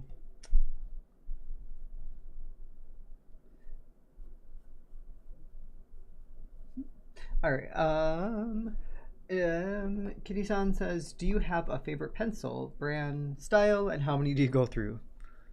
I'm definitely not like a big, I'm not like sold on just one pencil. I believe it's the artist that makes the tool, not the tool that makes the artist, kind of a thing. I work with General Kimberly's because these are very cheap pencils, and I kind of want to showcase like you can be a professional artist working with cheap tools. So these are kind of the only pencils I work with. I have been working when I want to do more shading with these Blackwing pearls. These are expensive, and they do glide better on the paper. It does feel like butter when you're like drawing, but I don't use these as much, to once again reiterate the whole idea that I was some kid. I wasn't really a rich kid growing up, so these are all that I really had in my possession. I think my parents bought me a pack of these when I was in 5th grade, and I've been using them ever since.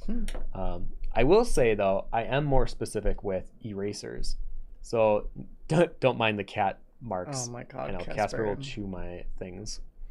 This is a mono 0 eraser. There's a link in the description below. These I would not draw without. Like if I only had my pencil near me and like a kneaded eraser, that's great, but I use the mono 0 eraser all the time. And actually it's funny that Casper bites it, because when I'm working, when I'm using my pencil, I'll usually stick this in my mouth. Yeah, you do. I do. It kind of just hangs there. Because like I'll draw and I'll switch out really quick, use it, and then I'll just put it back. I don't know why that's like the placeholder. I really shouldn't be doing that. But I love that. And then let's see if there's any other. Oh, I guess. Okay. When it comes to mechanical pencils, I once again like to use the cheap ones, and these are the ones I grew up with, to kind of once again showcase it's the tool, it's the artist, not the tool. But when I'm getting my small detail, this is a 0.2 millimeter. Do I have lead in this one? Wait, let me try. Oop. I don't even know where my other one is. But Where's essentially, it's very, very small. And these are Oren's mechanical pencils, and they're 0.2. So yeah, all my tools I recommend below in the description, or at least they should be there. I think you have them there still. I think they should be, right? Yeah, we're good. Okay. Yeah.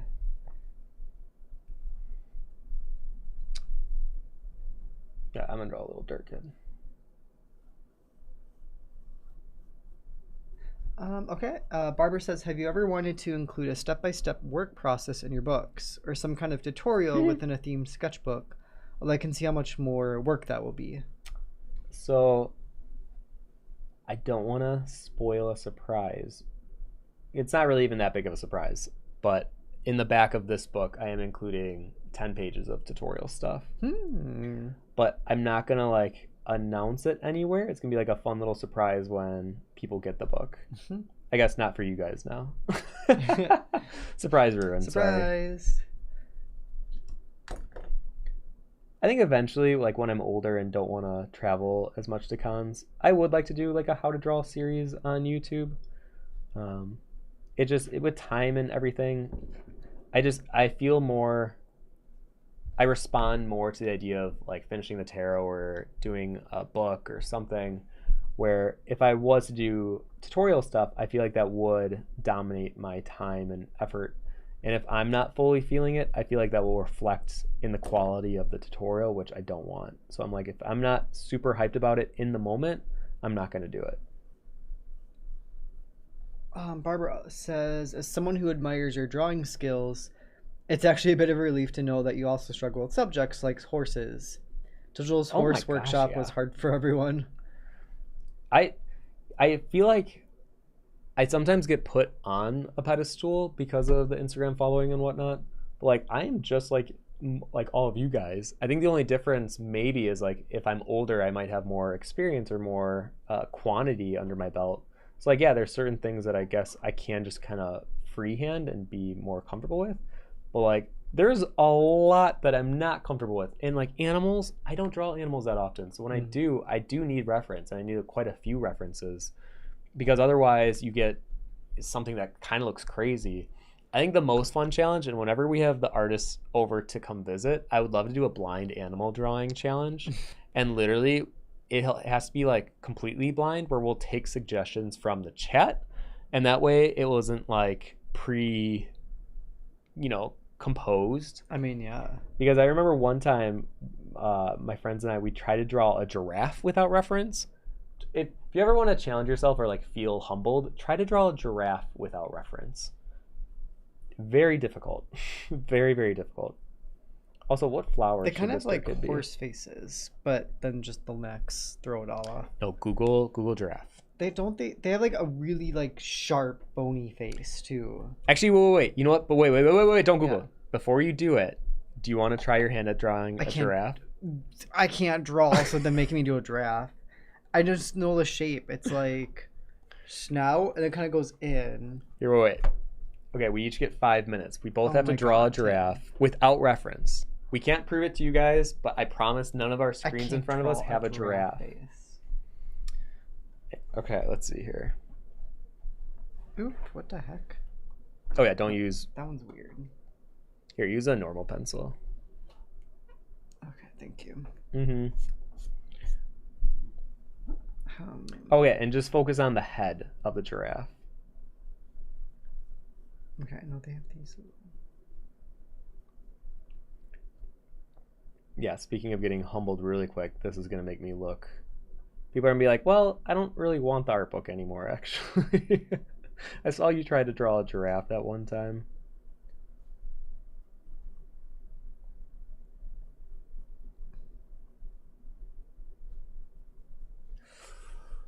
Okay, let's think. They do have a similar bone structure to a horse, but it's much shorter, I want to say. Or maybe not. They're probably similar lengths because giraffes are so much bigger.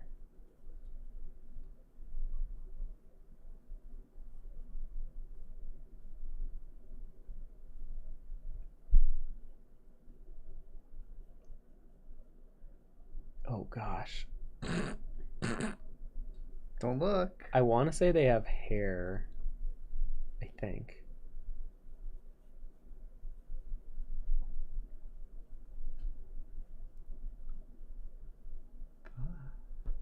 I don't know. I don't look.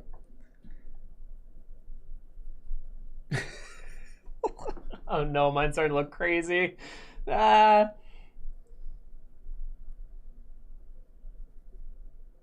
How much time were we supposed to get?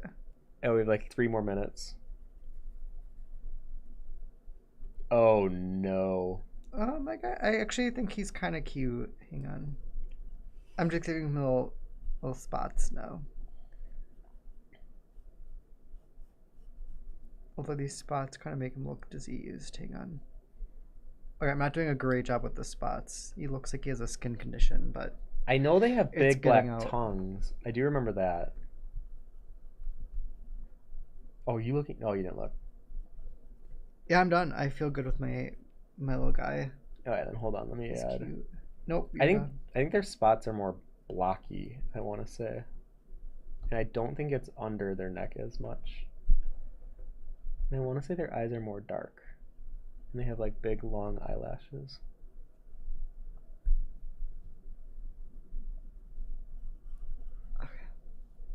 Okay, I think. Okay, ready? Yeah. This is what I think a giraffe looks like. Put yours here.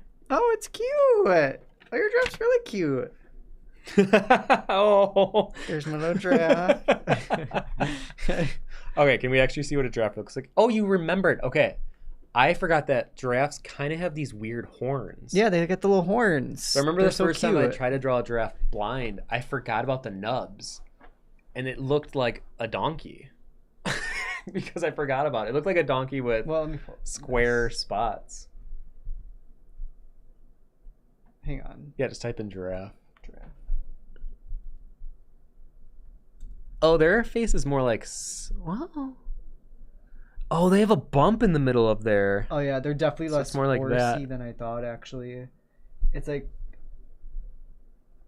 and their eyes are definitely really at the sides. You know what? The nubs are much closer The eyes too. are they're kind of just, they look like they're dangling. Honestly, I mean, I see horse. Like, I could see it, well, I but... kind of want to give my guy eyelashes though. Those are so cute. Their little lashes. All right, while you're doing that, Rose on Rose says, I love tutorials or vonnart tutorials. I know I really haven't done a lot in the few recent years. There. Give Now us she a- got lashes. Perfect. I know me and Josh talked about possibly doing a series where like I teach Josh how to draw on like tutorials and stuff, and like that might be kind of fun. Giving her, just got them done. There we go. I would say those are like I'm going to the club. I'm gonna be seen from the back row type eyelashes. Yeah. Cute. Yeah, so you never know. Me and Josh might actually do that sometime in the future. Plus, I think it might be cool for it be to like, okay, someone who's been drawing their entire life, someone who has not been drawing their entire life, and like trying to draw something together, and like what elements do we each pick out from a reference, or like what do we focus on when drawing it? Okay. Oh yeah, wait. I wanted to ask the Okay. chat, what type of flower should I give this dirt kid? Actually, I'm gonna use the bathroom really quick because we're getting close to 10 minutes. Are we really? Yeah, we're at 12 minutes. Oh, then I might go after you because I don't want to have to like go to the bathroom as the countdown's going. All right, let me look at the comments. Huh? Yeah, I convinced Dustin and his girlfriend Sang Lamb Art to come to Dokomi. Or I want to say Dokomi, but I know you guys say it Dokumi. Barbara says, have you ever... Oh no, we already got that. Oh, look at that, I'm actually caught up. A little daisy that I can definitely do. I might have to look up what a daisy looks like. I already did one blind drawing challenge today. I don't need to be doing two. I'm pretty sure there's the simple flowers that most people... Yeah, okay. This is kind of what I thought.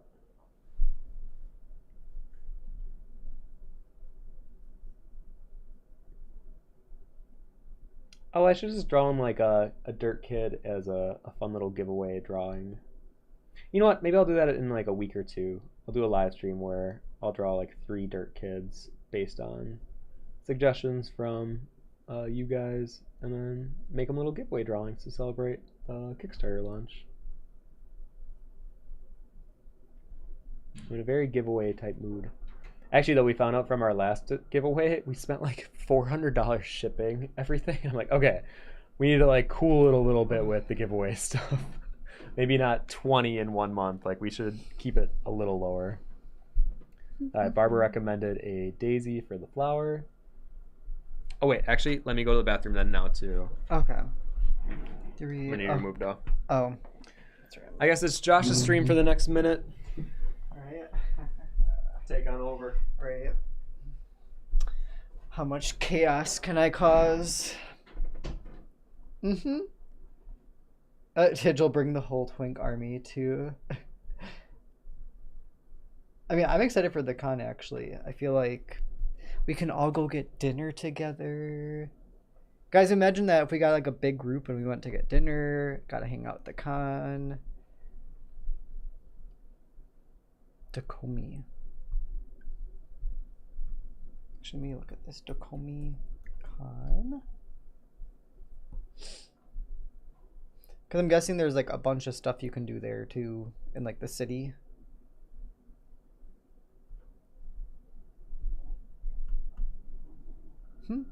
Oh, hello, Ella. Felix corpse flowers. Oh my gosh. Can we see your ring? Here's my little ring. Let's get that. I'm sorry. There's like a delay on our screen, so I can't even tell my hands on there. Yep, there it is. So it's a moonstone, and then it's surrounded by a little crescent moon there. Showing your ring off. Yeah, Rose and Rose is asking. Wonderful. Yeah, there it is. Oh. And Tim doesn't have his ring on right now, but it's fine. Yeah, we're getting a divorce. Do you even know where it is right now? It should be in the cup that Olivia gave us upstairs in the bathroom. Good job. Perfect. Okay. Yeah, I was just saying to Tidgel though about the con. It'd be fun. We can all go get dinner together. I'm excited. I don't know why dinner is what I think of, but I mean, I know we're kind of prepping for the future, but Sang and Dustin are huge into like Asian style food, specifically. Oh, what's it called? Hot pots, or is that what it's called? I think it's called hot pots or something. So if you have a really good one near there, I know they would absolutely love to try the German version, essentially. People are recommending more flowers though. We got peonies. We got maybe a bias, but a rose. You know what? I think like peony is my favorite pretty flower of all time. But recently, specifically this year, I fell in love with dandelions. I think more or less because I grew up really liking them, and then I was conditioned to not like them. And I think I had to like untrain my brain into being like, these are not weeds. Weeds is not a real thing. That is just something humans made up. Yeah. These are flowers that are good for the environment, that are good for bees, like everything. People spray their dandelions. They don't want them. I know. That's sad, yeah. So like I think I like dandelions because it's like a coming to terms with the fact that there's a lot of societal norms that I think I've just accepted since I was a kid that I'm like unlearning. And mind you, I think my parents were really good at not like forcing a bunch of these down my throat or anything. But I think I'm still figuring out what I see as actually being a valid point and what I think were just made up. And I think like killing dandelions was one of them. All right, well, let's put it in sketchbook 6. Let's get through some of these really quick though, because our timer is going. Oh yes. Make sure to catch up in comments, and then yeah, because we gotta double check all the other stuff. Oh wow, we're only at 6 minutes. Yeah, that's what I mean. We got. This is like. I think soon. This is 5 minutes we should. So right. Oh, hang on. Let me take a sip of my Mike's hard lemonade. This is all we had at the moment. So. Okay. We're gonna speed run through a lot of these. Okay, go. Okay. Tidgel says, yes, I can't wait. We should get Airbnb together. I agree. That'll be really fun. That's making me really excited that we might be able to do that next year. I mean, if we get in, we're for sure doing it. And it sounds like from what Felix told me, we should be able to get in. Oh my God. Fem is here. Hey, Fem. I feel like it's been so long. How you doing? I miss you. Hope you're doing well. I made it once more. It feels like forever ago. congrats to you guys on the wedding and the Kickstarter coming up. Thank you. I hope you're doing well.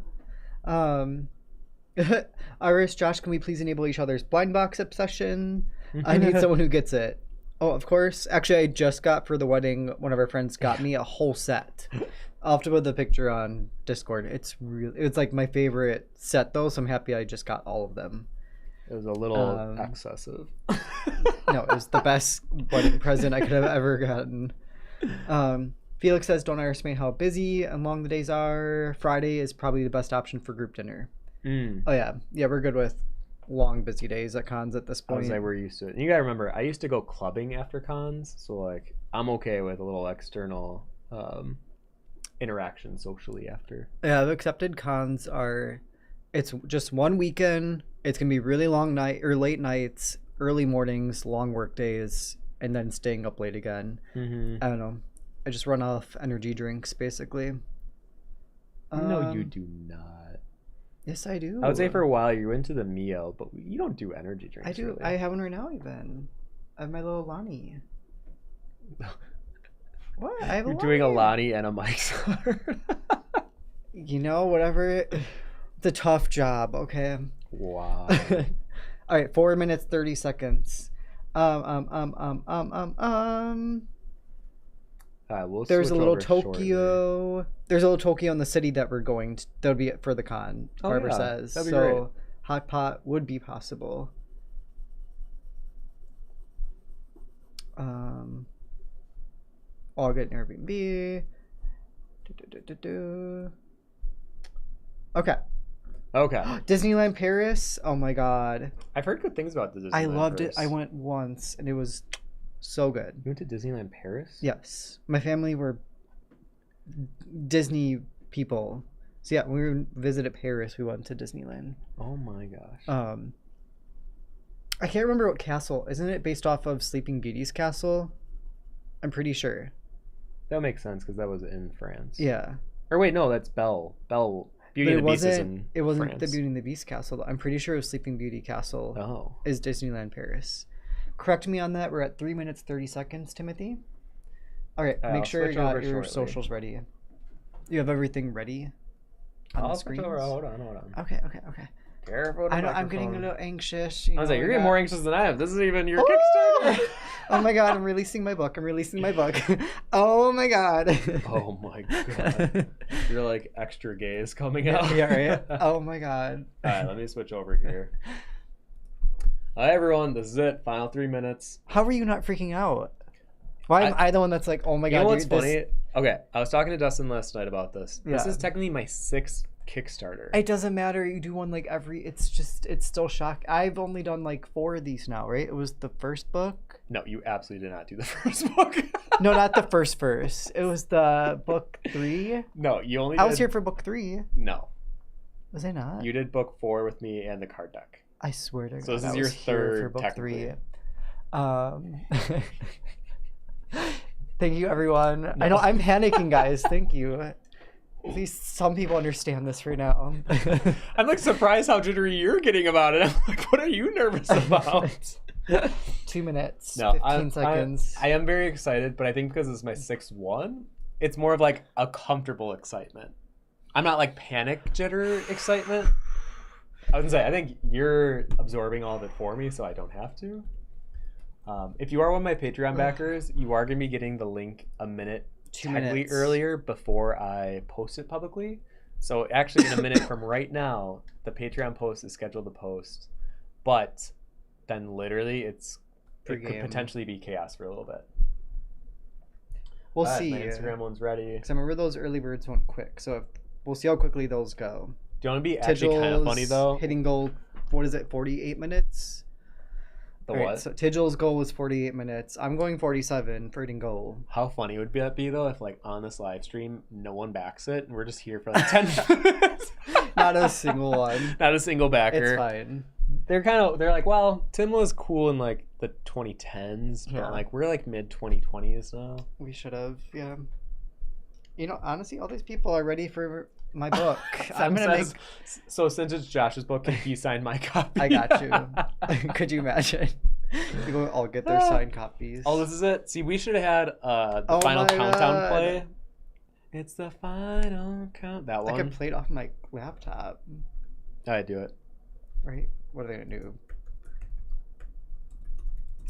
Oh, this is 1 minute. This is it. Final is it minute. This one?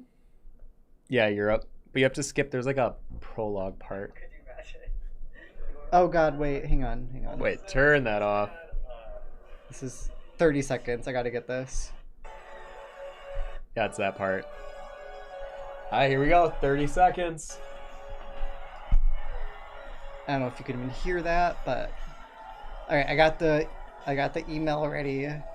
You got your socials back to back. Hold on. All right. Oh my God! I have launch project ready to go. 7. 5, 10. Your book's about to launch. Hey! Okay, scheduled that. Congratulations, your tier is live. Oh yeah, you gotta refresh that. Wait, you gotta click All right, the. turn your final countdown down. I'm like, Okay. all right, post on Twitter, post on Lot Facebook. there. Oh my gosh. All right, should be live now. Same to my hands are like sweaty right now. I don't know why it's my hands. Oh, how do I change that? Oh, it actually updates live. Yeah, that's what I was telling you. Wait, what are you doing? I thought that we'd have refreshed the page for this to work. I did. No, I mean the ticker goes live. I thought it just would like not do that. That looks good. Oh. All right, posting on Instagram. Okay, post the mail letter. Mail letter's already out. Okay, mail letters out. Tumblr. Um, DeviantArts. We're past our first all right. 1,000. Email campaign's not even like officially gone out yet either. It's like processing. Okay, YouTube video is out. Oh my God. Oh my gosh. Okay, now we can kind of watch. Oh, we just passed 2,000. Now you can play Elden Ring again. You can have a life back. I love how you're excited that I get to play Yeah. Elden Ring again. How do I move this over so that we don't see the book? I want to see it. Wasn't there like you hold control? option? It's control, option. I think, or option, one of the two. There we go. Yeah. I guess put it more to the left then, so the end of the bar. Oh yeah, My you're OCD, right. You're right. Oh, control, and then drag it to the right a little bit. You might have to like Do it again. Like you have to move the whole box. No, there we go. It's fine. All right, let me double check. All right, Twitter, it is out. Facebook is good. Oh yeah, a lot of people in chat here are getting early bird. Perfect. Hey, oh yeah. Yeah. Oh, good. I was hoping that would happen. Is the signed version limited to? No. No. So they're all going to be signed. Every book will be signed, yeah. Every single book. I feel like did we put that under early bird too, so people know what that early birds get it signed too, even though it doesn't, I don't think, specify right there, but Actually, I can't edit it once it goes live. I should have put signed in parentheses as well. they're gonna go anyways. But yeah, how many do we have? Wow, we already hit 5,000. Oh my God. Well, thank you guys. Yeah, thank you thank for you, everyone who got their everyone. early bird. It means a lot. Ugh. I know, like I said, this is my 6th Kickstarter, but it is still a cool feeling seeing like people want to support a project that, you know, you've poured a lot of love into over the years, and this has been a long time coming. This is 11 years worth. Yeah. Oh wait. Oh, I forgot to post on Discord. Hold on. Oh yeah, get that Discord post out. Discord one. Oh my God. All right. I will sign all your copies. Don't you guys worry. If anyone specially requests wants Josh to also sign it, or especially requested, wants him to draw a giraffe in their book, let us know. Yeah, this could be yours. Oh my God, Tim, well, thank you guys. I just I'm hit so 7. excited for you. All right, Oh, could you? we should have set another timer going now to see how quickly it hits the goal. Well, we'll know because it started at 2. Oh, yeah. Sorry. 3 minutes. Oh, well, thank you. Tim. Oh, I'm so excited for you. No, this is so cool. Wow, it's already at 8. Oh my god. Does it feel weird to you that you released something 4 minutes ago and you just made $8,000? Yes. Oop, I moved the page. I am so sorry. The one thing I was not supposed to do. Tim. I'll get it back. I'll get it back. I'll get it back. Tigil says I had to re-enter my card and felt such stress, but I did it. Perfect. Look at all these. I'm happy you guys all got early bird that are here. Oh, it's so strange because I'm looking at. Oh yeah, there it is. Okay. So can we see how many early birds are left? Yeah. Oh, there's only 10 left. Oh my god. Wait, so did someone get an original then? 4 people just got it without the early bird. Oh, well, thank you. Oh, 8 people got And my drawing inside small the book. sketch inside the book. You guys are getting drafts. So you guys found I secretly added this tier. I didn't even announce it anywhere. I'm like, I'm gonna make a tier where I draw inside the book. Oh yeah, someone bought the Florist Helm original. So the plan for the originals is every day I'm gonna release kind of a expensive one and then like a slightly cheaper one, and that way people that still want an original drawing can still get one, but at a price that's not like burning the bank. And then for those who really want like one of my more special drawings that'll be more expensive, those will be available. I'm sorry, I didn't mean to say that. What are you looking for? I was gonna do a chest checkout really quick. Hey, we're at 10. Hey, thank you guys. Oh, that's awesome. We really can't edit anything right now. Could we add it? Fix it? I wouldn't do anything. It's fine, nope, right? don't do anything. Okay. Especially when the Kickstarter is in this phase, I would just leave it. Right. Oh my god, Tim! Oh my god. Hang on.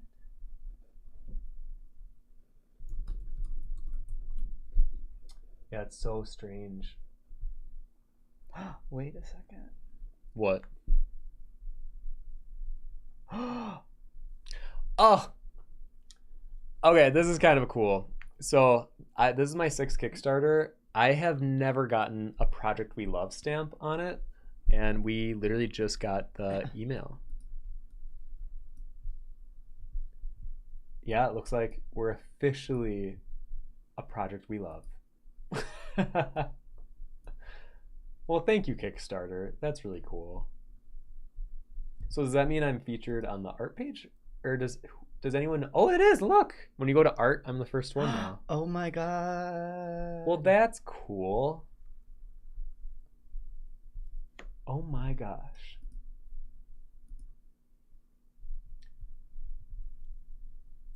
Oh, Kickstarter's so sweet. Right? Oh, so yeah, I think the rest of the day we're planning on just hanging out. I know I have a volleyball game tonight, actually. It's like on top of running this kind of crazy Kickstarter, I have to go play volleyball with my cousins in a rec league.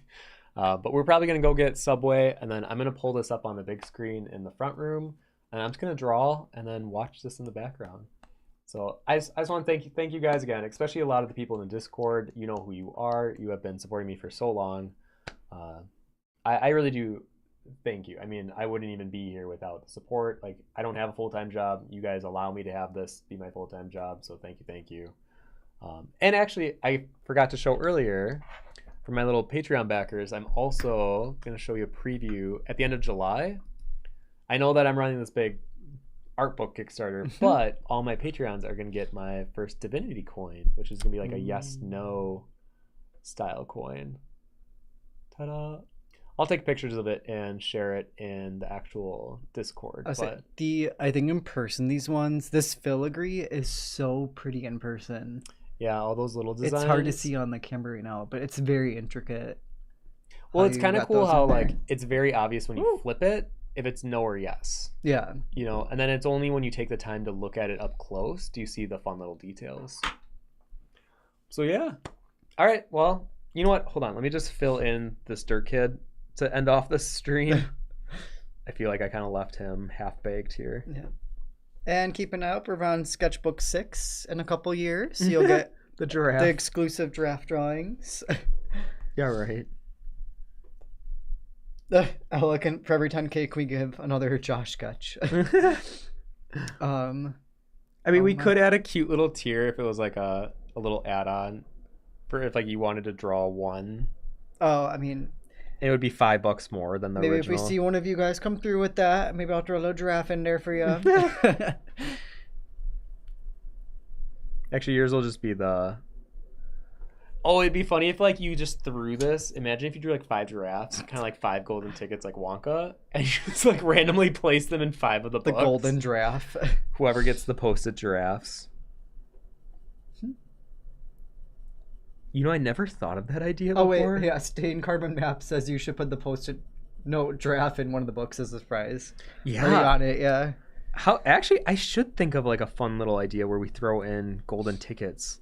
Like literally just take the Wonka idea. I don't know what the golden tickets would do though. Oh my god. Would they be like secret prints or? I don't even know. Actually, yeah. Maybe it's like you can get one free item on the shop or something with it. Do we allow them to visit our chocolate factory? Yeah. Almost, yeah, exactly almost halfway. It's at 12. It's at 12? Wow. Yeah. Is it really? Just under, but yeah. Oh my gosh, and I still have to do the sharing and reshare on Instagram. Well, the crazy part is emails haven't even like officially hit yet either for people. What? Why? Well, because it takes a second for them to like. Now it's been sent, so we're good. Now they're people are actually opening those now too. Yeah, it's funny. I think if you would have seen behind the scenes at my first 3 Kickstarters, it was way more chaotic. I feel like this one we actually had more of a routine. We had a agenda. We had it set. We were prepared, I would say. Ready. Okay. So, pick out any more questions. Okay, sorry, I keep looking. Oh, Howard Lyon bought one? Yeah. Oh, that's cute. I met Howard Lyon at the workshop, and he's a really fantastic magic artist. And I know he mentioned that he would back my new Kickstarter. But you know, some people just say it in passing, like just be nice. But he actually meant it. That's really nice. Thank you, Howard. One person says that they're going to be stretch goals. No. I know that this is more of a personal preference thing, but I actually don't. I'm not a big fan of stretch goals. I think they add a lot of clutter and a lot of waste to Kickstarters. I know, like, I've received some in the past where like we receive 5 small prints, 3 bookmarks, like 2 pins, and a bunch of other stuff. And admittedly, a lot of the times I end up recycling a lot of it because I don't need all this excess stuff. And I always just think of like all of this going into a landfill. And the book already is so big and it's so much like paper, and I feel like I'm already wasteful with that.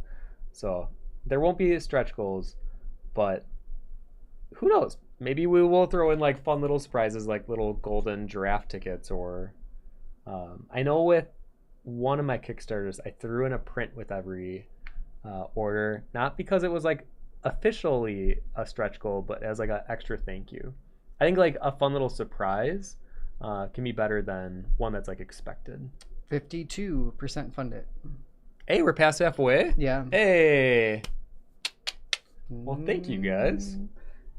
If you're actually on the homepage of Kickstarter right now. Too. Am I really? Yeah, you made fresh. So it's like fresh ones right now. But yeah, you're here. Oh my gosh, I'm the first one on fresh. Favorites. Wow. I mean, I don't know if that's like, it could be per browser or something, so it just knows, but. I have no idea. Okay, I think this guy... Let me do like 2 more minutes, then we'll cut the stream off. And thank you guys for sticking with us for this little live stream. Stretch goals, more golden giraffes. Yes, if you want the yes and no coin, if you sign up by the end of this month, you will get it. And we will ship them out early August. Fem says, I kind of want a Josh and Tim Dirt Kid now. They would be so cute with you guys as flowers of choice. Oh, that would be cute. Yeah, maybe I will do that. They could be working in the garden together too. Well, I was telling them while you were, I think you were in the bathroom, about how I want to do a live stream in like 2 weeks where I do like 3 Dirt Kids. And I was going to do them as giveaways, but it might be fun to like warm up with doing like me and you as a Dirt Kid first and then doing the giveaway ones. Yeah. Like that'd be kind of cool. Huh? Felix, you're already halfway funded. I was just in the garden to pick salad and cucumbers and missed the start. Yeah, I mean, it did that one so fast.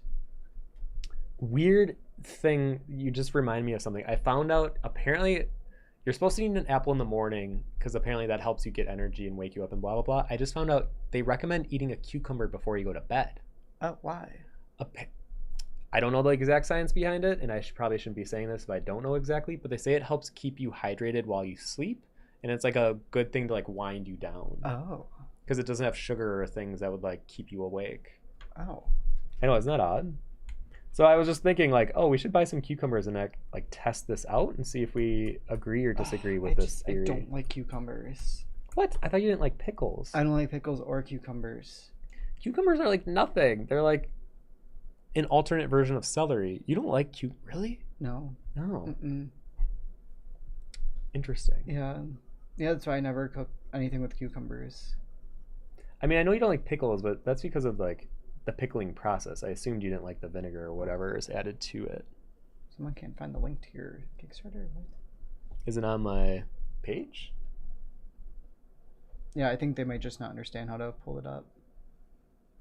I guess your link tree still just shows the pre-launch. Oh, could you change that really quick? Go to linktree.com. Instead of saying pre-launch, could you just say Kickstarter? See all these things that you'll start to come across of like, oh, that's right, we got to change that. Oh, that's right. So even though it's my 6th Kickstarter, there's always something. Fem says, came for the art, stayed for the medical life advice. I mean, if you want real medical life advice, like stop drinking soda, don't drink alcohol, avoid processed foods as much as you can. Kind of like the more obvious ones, but I think like really try to stick to it. As I drink my hard lemonade right now. I mean, you're in a league of your own, I guess. You're celebrating, you're having fun, you're drawing giraffes. I think he's good. All right.